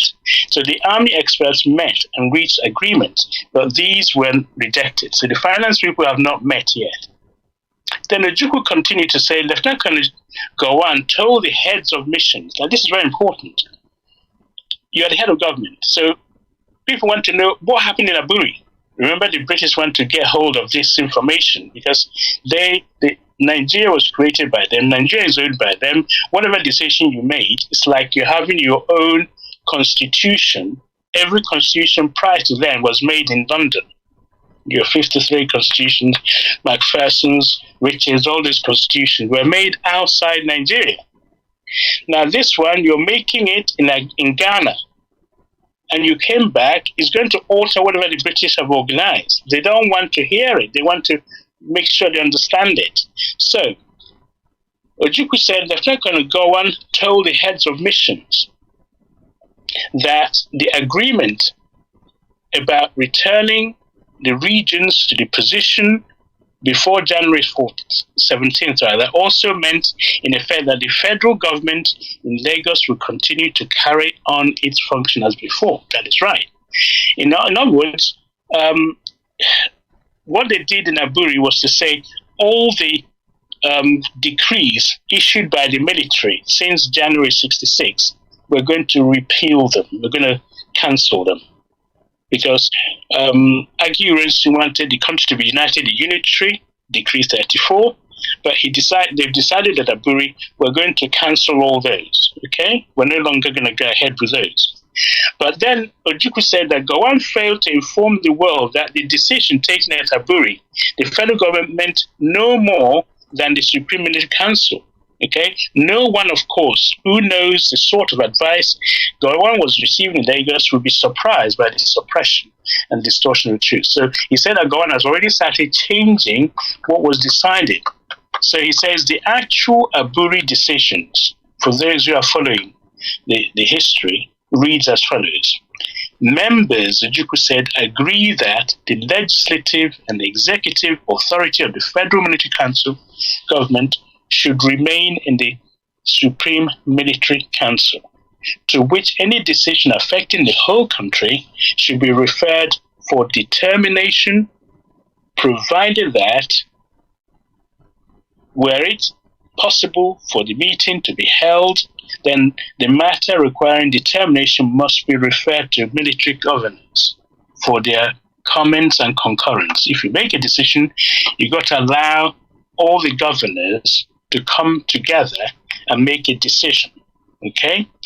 I'm going to go very quickly because there are various things Ojukwu said in this statement which is rebutting what Gowon was saying, dishing out to the foreign press and saying, this is what we talked about in Aburi. So Ojukwu said, no, these are not what we said. And he therefore decided the best thing to do is to come up with the idea of playing this long gramophone if necessary, okay? So that everybody would know what was decided. He said it's a clear statement, the questions are prepared to distort the verbatim. So it is clear, he summarized, that Gowon was prepared to distort the statement, okay, of the verbatim report of a Aburi meeting. And therefore to help the public informed the Eastern Nigerian Broadcasting Service will be playing the tape records, yes, and proceeding live at scheduled times. Arrangements have been made to transform these tape recordings into long-playing gramophone records. He said, we are also going to ahead to print and publish the documents and records of our Aburi meeting. We in the East, he said, are anxious, and that's to say the least, to see that our difficulties are resolved by peaceful means and that Nigeria is preserved as a unit. But it is doubtful, and the world must judge, whether Lieutenant Colonel Gowon attitudes and their exhibitions of his insincerity are something which can lead to a return of normalcy and confidence in the country. That's a very damning thing to say. He said, I must warn all Easterners once again to remain vigilant. The East will never be intimidated, nor will she acquiesce, in other words, agree, to any form of dictation. It is not our intention to play the aggressor. Nonetheless, it is not our intention to be slaughtered in our beds. We are ready to defend our homeland. Fellow countrymen and women, on Aburi we stand. There will be no compromise. God grant us peace in our time. So this is really, I had to read that out so we all understand that when the people said on Aburi we stand, it is the last bus stop. There's nowhere else to go if Nigeria reneged or messed up the Aburi Accord. So that is the reason why I'm drumming on this. Okay, so Ojukwu therefore fired that warning to Gowon. He should stop meddling, trying to tinker the agreement that was agreed. Don't try and change it. Start implementing it. Okay? If you don't want to implement it, well, I'll have no choice but to find a way of resolving the problem for those people who are desperate to need help from the government. Remember, the people of Eastern origin have been killed, and the government is supposed to be running around to sort things out, but they're not doing that. That is where it's hurting the East a lot. January 26, Gowon held a press conference in Lagos, which he reported to reveal the agreement of the Aburi meeting. Remember, he had a meeting and said, this is what we decided. Ojukwu was saying, my goodness, this is not what we talked about. So the text of the press conference appears to be based not on the minutes of the final agreement of Aburi, but on the criticisms of those documents by the permanent secretaries. Reading the two press secretaries, reading two side by side, one wonders whether Gowon was really present at Aburi. So that's how bad the disparity between what Gowon was saying and what was discussed. It's like somebody else who wasn't even there was talking about Aburi, criticizing what they decided. But that isn't what they're supposed to be doing. They're supposed to be implementing what was happening. Okay? So, Ojukwu then went on to say that if the Aburi agreement are not fully implemented by the 31st of December, okay? If you don't implement them by 31st of March, of 1967, remember, the conference was held on the 4th and 5th of January. February went, March just faffing around, doing nothing, exchange of words, playing with press. So Ojukwu said if by 31st the agreements we decided have not been acted upon because it's the eastern people who need most help, the refugees need rehabilitating. If you're not going to implement it, Ojukwu said, I shall have no alternative but to feel free to take whatever measures may be necessary to give effect in this region to those agreements. What is he saying?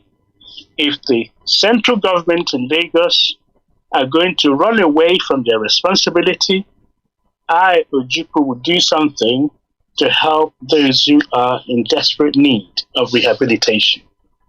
Okay? So that is how far the Aburi Accord had degenerated.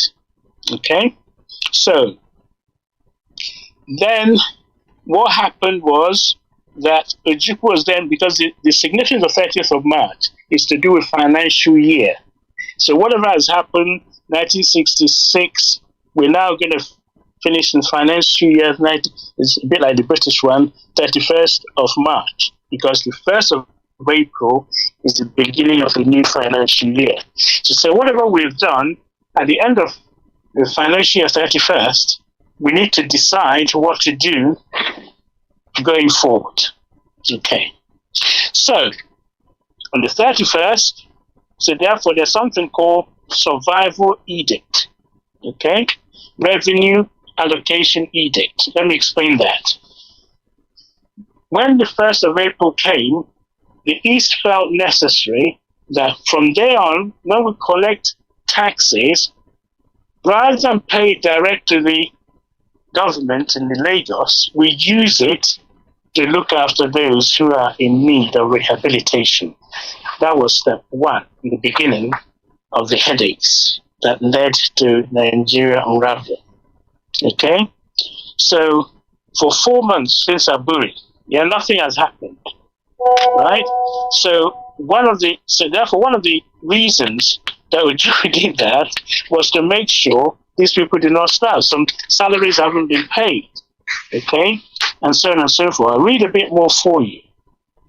Right. So, when Ojukwu said this is what he's going to do, on the day the departure of Eastern Nigeria was fully expected, journalists arrived in Enugu for a press conference. Because when Ojukwu said that, people rushed to Enugu to go and hear what was going on. Okay? So, instead, they're simply they're still talking about one Nigeria. Ojukwu told them that he was issuing a revenue edict, appropriating all federal revenue collected in the East as a means of paying for the rehabilitation program. Remember, they've started a rehabilitation program, but no one was funding it. And Aburi Accord is supposed to fund it. but it wasn't. So Ojukwu had to collect taxes to fund it. So the decree did not affect oil revenues. Very, very important. Ojukwu didn't say those who are in the East collecting money and selling oil should pay me revenue direct. Nigeria will be threatened because they need that oil money. So Ojukwu is saying these are the tax we collected from people, company taxes and so on. Because the oil revenue, interestingly, is paid direct to Lagos. So Ojukwu was not asking for that. He's asking to collect tax and use the tax which he collects from the East, rather than handing over to the Lagos, use it for the rehabilitation. Okay. So now, as Ojukwu said, this decree did not affect oil, as I said, and these were collected late. Now, the reporter was stunned. All the reporters were amazed. He said, how come? They had expected fire and brimstone, therefore to confront and say the fiscal problem that Ojukwu was pulling out. Ojukwu wasn't pulling out. He was trying to find a peaceful way of resolving the problem. So Ojukwu told them that the East would only pull out of Nigeria if she were attacked or blockaded. Okay? So here we go. People rushed in to go and hear Ojukwu when he says, if by the 31st nothing happened, we'll do this. So they came and they want to hear, when are you pulling out from Nigeria? When's this seceding? So said, we're not seceding, but we will consider, we'll pull out of Nigeria if we are attacked or blockaded. Remember, the people in the East are now mixed up of those who have returnees from Lagos, from Ibadan, from Ilorin, from Sokoto, from Kanu, from Kaduna. They've all run back and with nothing doing, most of it. So the federal government, instead of doing something about what Ojukwu was saying, they gave their own decree, Decree 8. They issued a fresh decree, Decree 8. That's a document that appeared at first glance to implement major points of constitutional arrangement agreed in Agburi. Now this is very tricky.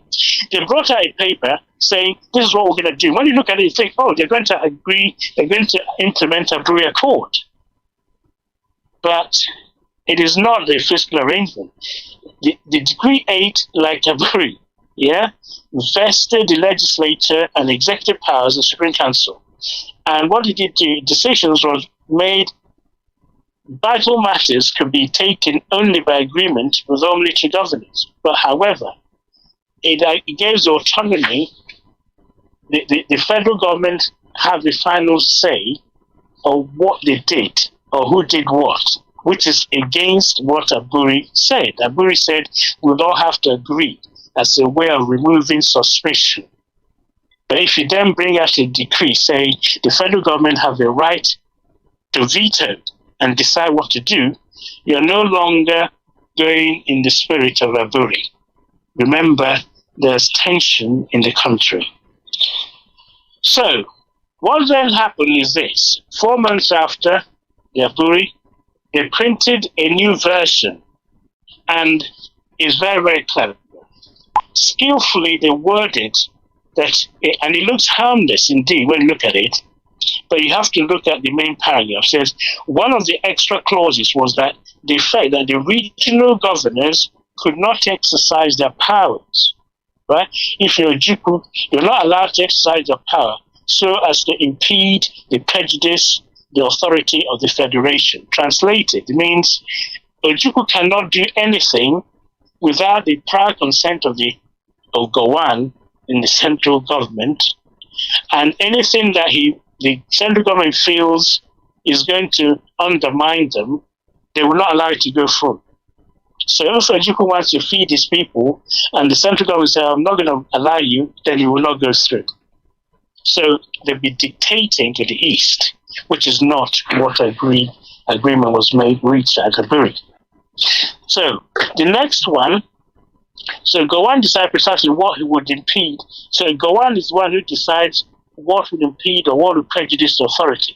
It's like a rule you made You haven't decided what is actually inside it. But you say, I have every right to change this particular rule. But you don't tell us what the rules are. Okay. Another section of the Decree 8, which was brought out after Ojukwu decided to collect tax from his region. And the federal government, Decree 8, said to take over the authority of the regional government, which was endangering the continuance of the federal government. And again, the creation was, the criteria was again apparently Lagos. So there's another part of this new clause, which got one issued unilaterally, that within it, the central government have the right to take over any region if they deem that they're going away from the dictates of the center. It's like imposing a dictatorship, and which they have not decided at Aburi. The next one, most menacing of all, the Eastern Eyes. And this is important. The important thing here was a paragraph under which a state of emergency. Now, this is very critical. Remember, Tafawa Balewa government used state of emergency in the Middle Belt, state of emergency in the Western region, just to bring the army and start shooting and killing people and causing all sorts of chaos. You have Wild Wild West as a result of state of emergency. Now, Gowon is bringing that within this Decree 8, the government in Lagos has the right to declare the state of emergency, right, on any region when, with the agreement of only 3 of the military governors. Why only 3? Remember, there were 4: Northern, Western, Midwest, and East. So you don't no longer need concurrence of all the people. You can only now use only 3. So what that means, you're isolating the East. So if they go it alone, 3 of you will gang up and declare state of emergency. So that is what made the East very, very suspicious. You have now brought in a new decree without concurrence, without discussion, and saying 3 governors, if they agree, to go ahead. Okay? And the other 3 governors, they are not independent. The governor in the West has northern soldiers camped in his country. The Midwest hasn't got enough firepower. So whatever the center says, Gowon says will go, because the others cannot say no. So Ojukwu was being isolated. So Ojukwu saw this as being specifically anti-East. So that decree was not saying anything to alleviate the suffering, the burden of refugee, the rehabilitation program, but everything was against the East. So he therefore rejected the decree. So therefore, there was growing unpopularity of Gowon's regime, okay, is now causing the southern part of Nigeria to actually become one, because they're looking at him and said, what is going on here? We went to Aburi, and you're given a new order without any instruction to anybody beforehand. So now, Q, the Western region, the Yoruba people, there was growing resentment over the failure, first of all, to remove the northern troops who are sitting in Ibadan, who are garrisoned in Lagos, Ikeja. So they wanted them returned to the north, because that's what Aburi said. But Gowon wasn't budging, okay, because that's what was stated. So Chief Awolowo led the actual protest. Following his tradition, so it's made among it, as you know, Chief Awolowo was locked up in prison. They accused him of sedition under Balewa's government. He was released by Agi Irensi, but Gowon, when Agi Irensi was killed, the day Awolowo was going to be released, Gowon jumped in and released him. So the Yoruba thing that Gowon released Awolowo. So Awolowo is now at large in the West and is following what is going on. So he mentioned to the leaders of thought in the West. These are the powerful people in the Western region, Yoruba leaders of thought. They all met in Ibadan. And he said it's in his considered opinion that some of the demands from the East are actually, they're not altogether perfect, but he said they're excessive. Within the context of the Nigerian Union, most of such demands are not only well-founded, he thinks they're well-founded, but are designed for smooth and healthy association within the various nations units in Nigeria. And what are we saying, in effect, that most of what the Eastern region are demanding are reasonable, and they are designed to allow them to cohabit with the rest of Nigeria. So Chief Awolowo, who has been to the East to see Ojukwu, and as a witness, and he was the one who would understand the feelings in the East, because if you've been there, as one of the music was playing, Onwuzuruwe, it was played, everybody was a big town, because you have a relative who went to the north who may not have returned, some from Lagos who didn't make it, some who maybe have wounds. So you are constantly reminded of the pressure that the Eastern region were under. So there was a lot of sympathy for the refugee to go. Awolowo, who went to the East to feel the pain of the East and understand their concerns and the anxiety over the Aburi Accord not being implemented. So, to cut a long story not so short, Gowon said, Awolowo said, if the East decided to pull away by one reason or the other, by omission or commission, the West will have no choice but also consider pulling out of the Federation. So this rattled Gowon, because he feels that if the East pull away, the West pull away, then Nigeria more or less is finished. And the Northerners, they will have a real job if they're going to attack the East, going it alone. Remember, Nigeria is on a tripod, North, East, and West. So if the North can get the West on their side, then they can bully the East. Likewise, if the East and West could come together, this handshake across the bridge, this River Niger, this handshake across the River Niger, the North cannot dictate too much to those two together. So Gowon has a decision to make. Okay, so this is how he solved his problem. Remember that the North and the West were somewhat in collusion in this tripod thing, because the Obas of Yoruba land in October 66, they went up to the North to thank the emirs for not killing the Yorubas. Let me just explain that. Up in the North, there were Yoruba people and Eastern people. There were Westerners and Easterners. They were all in the North. The Northern pogrom, they planned to just get rid of the Igbos. Sometimes when the Igbos escape from their house and they run into the Yoruba, if you're lucky, the Yoruba person can help you. If you're a real friend. If you're real enemies, they say they're not going to help you or they chase you out. So the Yorubas were, large extent, spared. Remember I said last time, you can tell if somebody is Yoruba, most of them have tribal marking.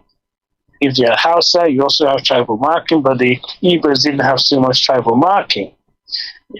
So you can identify in that sense. So the Obas of Yoruba land, the chiefs and elders, they went up to the north and thanked the emirs for sparing the Yorubas. So that's number one.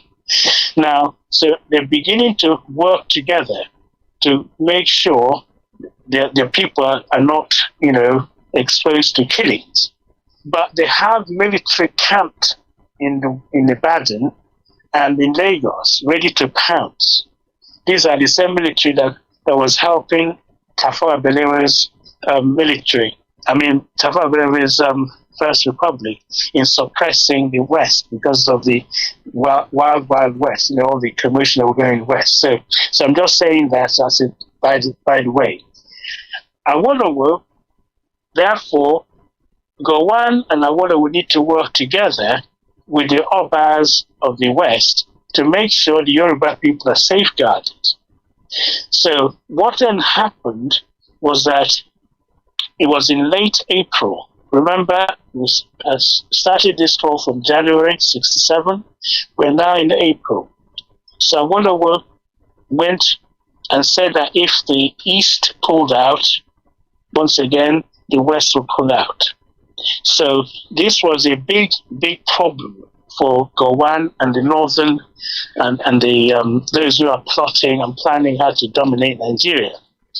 So what the Northerners did then, because they can sense the feeling in the East, they can also sense the feeling in the West. So they have to find a way of dividing them. So what they did, the Northerners suddenly changed their mind and said that they would now welcome any plan to divide the North into more states. That's a master coup. If you say you're going to now make the North, allow it to be divided in many states, this is exactly what Awolowo was looking for, because the North was like a monolith, one block. If you have a way of dividing them so they have different states, that will weaken them to allow someone like Awolowo, the East, to operate. The North has always refused dividing the North. So the leaders in the North came up with this idea. Okay? They were, before that, irrevocably committed. They were not allowing any sense of talking about Middle Belt or Far North or whatever. So for the first time, they decided they're now committed to creation of states. I don't know if anybody really appreciates the significance of this. So with that, that is the carrot that Gowon needs to weaken the growing link between Awolowo and Ojukwu. Okay? Because Awolowo loves to hear that the North could be divided into states. And the Northerners said this like carte blanche. North should be irrevocably committed to the creation of states, whether or not they are created elsewhere. Let me repeat that. They don't mind the northern region being divided into various states, and that is whether or not other states in other regions are divided into states anyway, because one of these states is bigger than the East put together anyway, if they divided them. So, on the basis of the stability of the North, also the entire federation, to urge the federal government to take immediate steps to set in motion the machinery for the creation of these states. So we are now around, I think, April 67. So the Northerners suddenly decided, we don't mind states being created, by the way, and you can create them without creating states everywhere else. So Gowon picked up on this complete change of heart. He picked up on that and decided that it would be a good idea to create new states. So Gowon now started talking about new state creation. This appealed or appeased Awolowo's sentiment. On top of it, Gowon approached Awolowo and made him the Commissioner for Finance and the Deputy Chairman of the Supreme Council in this new government, where he's bringing some civilians into government. So it's like a military, civilian, if you like, government. But no one from the East, of course. So you have in the federal government, Gowon bringing Awolowo in, and then he went and found Chief Enahoro, who was in prison with Awolowo. He's also been released. Chief Enahoro is from it's a minority tribe from the Middle West. So he brought him into the government. He brought in Joseph Taka, who is the mid-belt, TV's it's not the core north. So what Gowon did there was to widen and weaken the broad base in the north by pulling in, bribing Awolowo with the finance ministry job and chairman of this government, so that Awolowo is no longer going to go close to the east. He's divided them away from the east. In so doing, he isolated the east and pulled the government of Nigeria into one. So you have the north with the military and the western part now singing from the same hymn sheet. So that isolated the Ojukwu and the east. Having done that, he would then turn to the east. So let me go a little bit quicker. So what then happened is that when Ojukwu decided from the 1st of April to collect the revenue for survival edict and pay to people in this region who are suffering, need rehabilitation, what Gowon did was to cause an economic blockade in the east. He stopped the postal service. He did the postal orders, the cables, the telephone, the telex. So there's no form of communication. Why? Because it all goes through Lagos. So you can't communicate outside eastern Nigeria to other countries. So he cut that off. He brought the boat and is sure nobody should sail into the east. So he blockaded. So the east is now being cut off and the war hasn't even started. And as I mentioned in some of the talks, things like salt started becoming a scarce commodity because you're not importing anything. So an Ojukwu who's collecting tax to help rehabilitate his people, now finding there are no boats coming in and you can't phone outside to complain to anybody. And then on top of it, the planes coming into the east were also cut off. You're not allowed to fly in. Nigerian Airways was also banned from flying to the east. So you're already being surrounded and cut off. So Ojukwu then had another press conference with Reuters. And he said, I think we are now rolling downhill. Yeah? So he said it would take a great deal to halt the momentum. We are very close. Very, very close. What that means is that if you're now going to cause an economic blockade in the east, remember what Ojukwu said, there are two ways of killing somebody. You put a gun and shoot them, or you can starve them to death, which is in a way prophetic, because that's exactly what Nigeria used. They used starvation as a weapon of war. He's blockaded these people already, cut them off from international contact, and the war hasn't even started. So Ojukwu was saying, if they invade us or blockade us, we will succeed.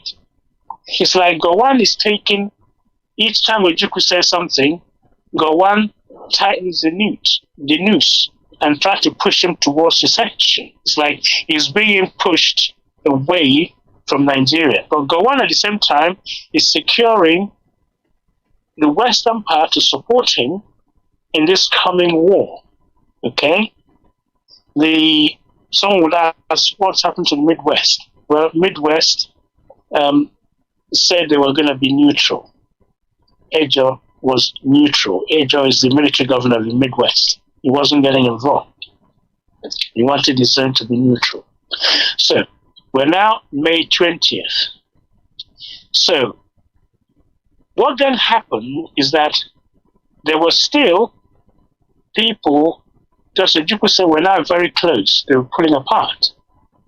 So, last-ditch effort. To be fair, this time it was the National Conciliation Committee, headed by the new Federal Chief Justice, Sir Adetukumbo Ademola, is a Yoruba person, and then including Awolowo. They visited Ojukwu for the last time, the 7th of May, 1967. Once again, they listened to Ojukwu's views, They listened to the problems they're having. They accepted all his demands and called on the federal government to implement these demands. These demands included implementation of what was agreed in Aburi, okay, and also the troops back to their regions of origin, and the call off the economic sanction. Okay, so the people who visited Ojukwu went back to Gowon and said, these people are being tortured unnecessarily. You need to call off all the sanctions. They don't make sense. So on the 20th of May, Gowon accepted all the recommendations, but it was another illusory hope. He said he's agreed to now de-escalate, but he announced that the ban on Nigerian Airways flight to the east was lifted, although with other sanctions. Yeah. However, the director of Nigerian Airways said privately, no one had told him, given an order to resume flights, so he wasn't going to carry that out either. So Gowon will say one thing, but behind, something else was going on. So if he lifted the order, he just tell the director of Nigerian Airways to start flying to the east straight away, but he didn't do that. Now, the troops moving away from the east was part of Aburi Accord. Colonel Katsina, who was, of course, now he used to be the governor of the northern region. He was made the chief of staff when Gowon became the commander-in-chief, as he made himself. So Katsina then flew from Kaduna to Ibadan and informed the troops that they were going away from Ibadan. What did he do? He moved them to Ilorin. Ilorin, as you know, is in Kwara State now, but it's really next door to Ibadan. Yeah, Ilorin is on the same road, a throwing stone away from the border between west and north, and within the snap of the moment, they can return back to Lagos and to Ibadan. Yeah, so although the troops are moved away from the west, they're not too far away. If they need it, they can return immediately and start doing whatever it is they want to do. Okay, so what's happening in the east? Well, the clamor in the east, most people, if you listen to that song, Onwuzuruwa, they're still mourning, they're still feeling rejected. So they're asking Ojukwu, please pull us out. We've had enough. We can't go on like this. So the clamor for Ojukwu to become too hard for him to bear. So on the 26th of May, 1967, he called over 300 members of Constituent Assembly of Chiefs and Elders. Yeah, 335 of them. They all gathered in to find out, what do we need to do now? If we leave things as they are, we have to answer to the dictates, for one, and they will be telling us what to do for the rest of our lives. If we assert our autonomy, it's going to be tough, because there's going to be a lot of hardship. So Ojukwu gave them all the options that if they assert their autonomy and declare self-independent, it's going to be hard going. But that's the only way, if you like, to consider surviving. So this is really where we are. So you've seen all the steps that was taken after Aburi to now 26th of May, when these people gathered to decide the fate of the people in the East, whether to continue in Nigeria or to find a way out and start afresh. These people are the ones that built Nigeria. They've abandoned their precious goods and so on. Now they run back to the East and no one is listening to them. So it's very, very critical, the next step. So when they met, on the 26th, it was a 2-day conference. They deliberated, and as I said in the previous talks, the voting was unanimous, and it's from every nook and cranny of the eastern region. No one was left out. Whichever tribe you are, whichever region, province, you were well represented. So it was a unanimous decision on the 27th to pull out eastern region and make it a sovereign state called Biafra. So they gave Ojukwu the mandate. As soon as that meeting ended, Gowon declared the state of emergency. So they have given Ojukwu the mandate. Ojukwu didn't declare immediately. What happened was Gowon decided to push the button. On the 27th, on the same day, he came an emergency announcement. There will now be an emergency. I've taken over. There's going to be there's a state of emergency. I've declared. So let me just try and put this. It's not my own words. Okay. So mandate was given to Ojukwu. It's not necessarily for secession, but at the earliest practicable date, to declare Eastern region a sovereign state. Okay. So Gowon decided to declare a state of emergency on the same day, simultaneously published a decree dividing Nigeria into 12 new states. Now, he has an option about the north, dividing it because it's so big, but in the east, he divided a tiny place into 3 places. Okay? And there was no consultation of the people who live in those places. There was no boundary that you know of. He just carved places up. To make the matter worse, to really, really provoke the Easterners. Okay, so there were tiny states, 3 tiny states. Each of them, if you left them on their own, they're isolated. And the East Central State, which he called, is where he joined a dot and said, this is now where the Easterners of the Igbo origin are going to be. He removed Port Harcourt away from them, which is an Igbo state, and made it the capital of River State. As I said before, Port Harcourt, in effect, and most people will know, used to be an Owerri province, was built by both the Igbos and the riverine people. So to suddenly come and carve it away from the Igbo people, their houses there, some of them have abandoned everything, and some have the housing. So it was very, very difficult. So the government saying the same broadcast, okay, he announced the imposition of a blockade. He reimposed the blockade. So what Gowon had done there is like an open challenge. Ojukwu, you've now been given a mandate, but I dare you to secede. Who would have thought in Aburi we discussed no use of force? There should be unanimity when we decide things. In other words, you consult people before you divide them into states. None of this. Gowon was deliberately rolling out program after program of challenge. And the world turned around and said Ojukwu was rebelling. You see, it was twisted round. So it was like an open challenge. You can't provoke anyone more than Gowon provoked the East. Yeah? So I dare you people to do your worst. I want you to succeed. Yeah? So that is really where we are. So for the short period, so this is what Gowon said. Decree 8, he said, has been abrogated. Decree 8 has some elements of Aburi. He cancelled it.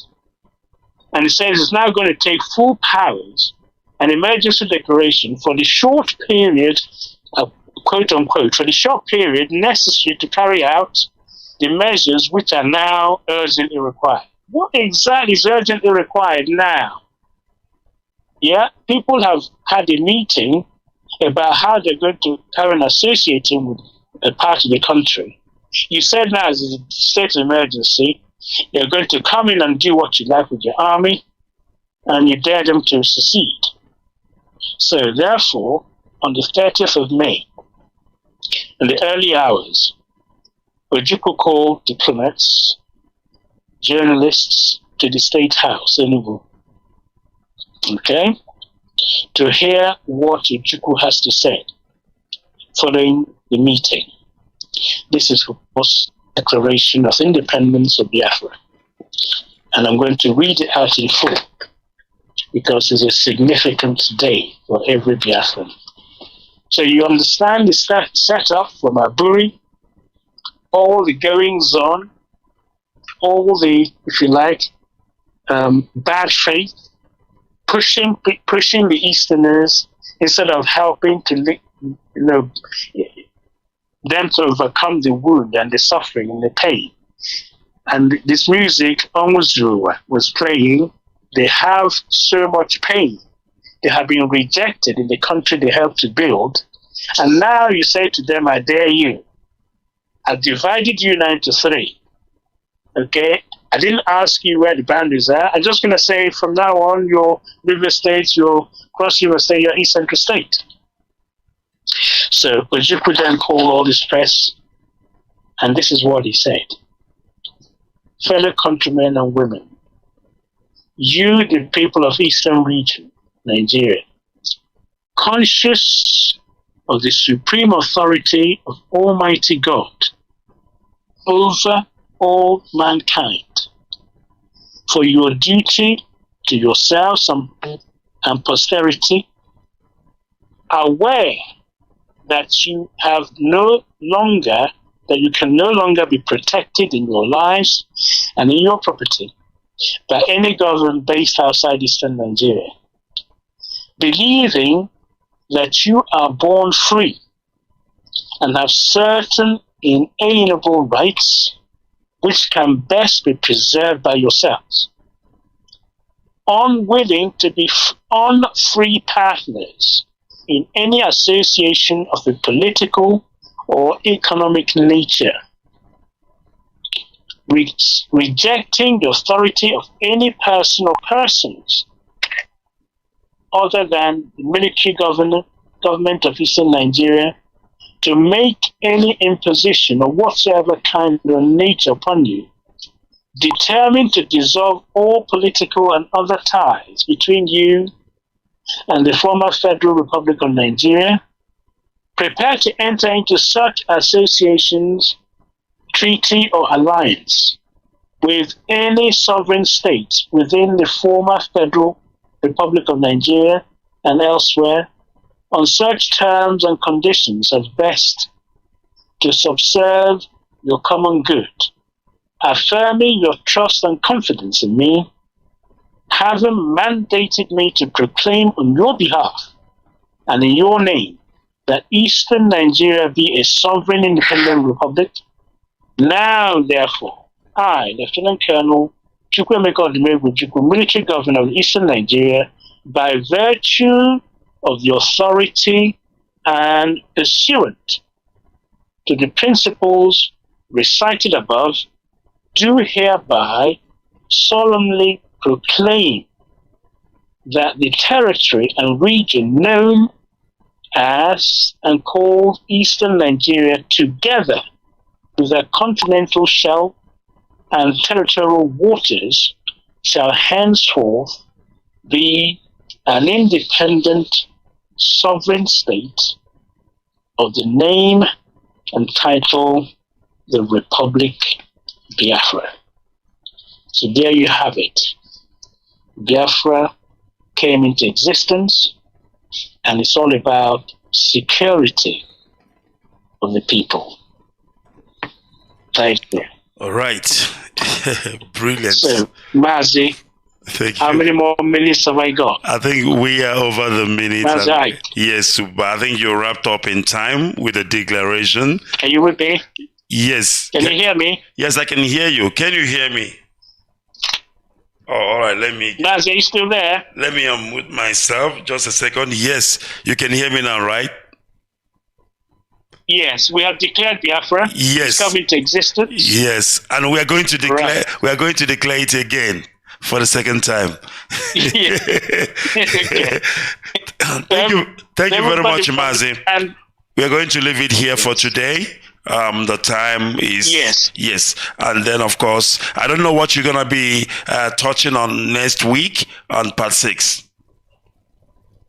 Okay, I'll talk about what happened after Biafra was declared. All right. Because the next step is the war, isn't it? When the war starts.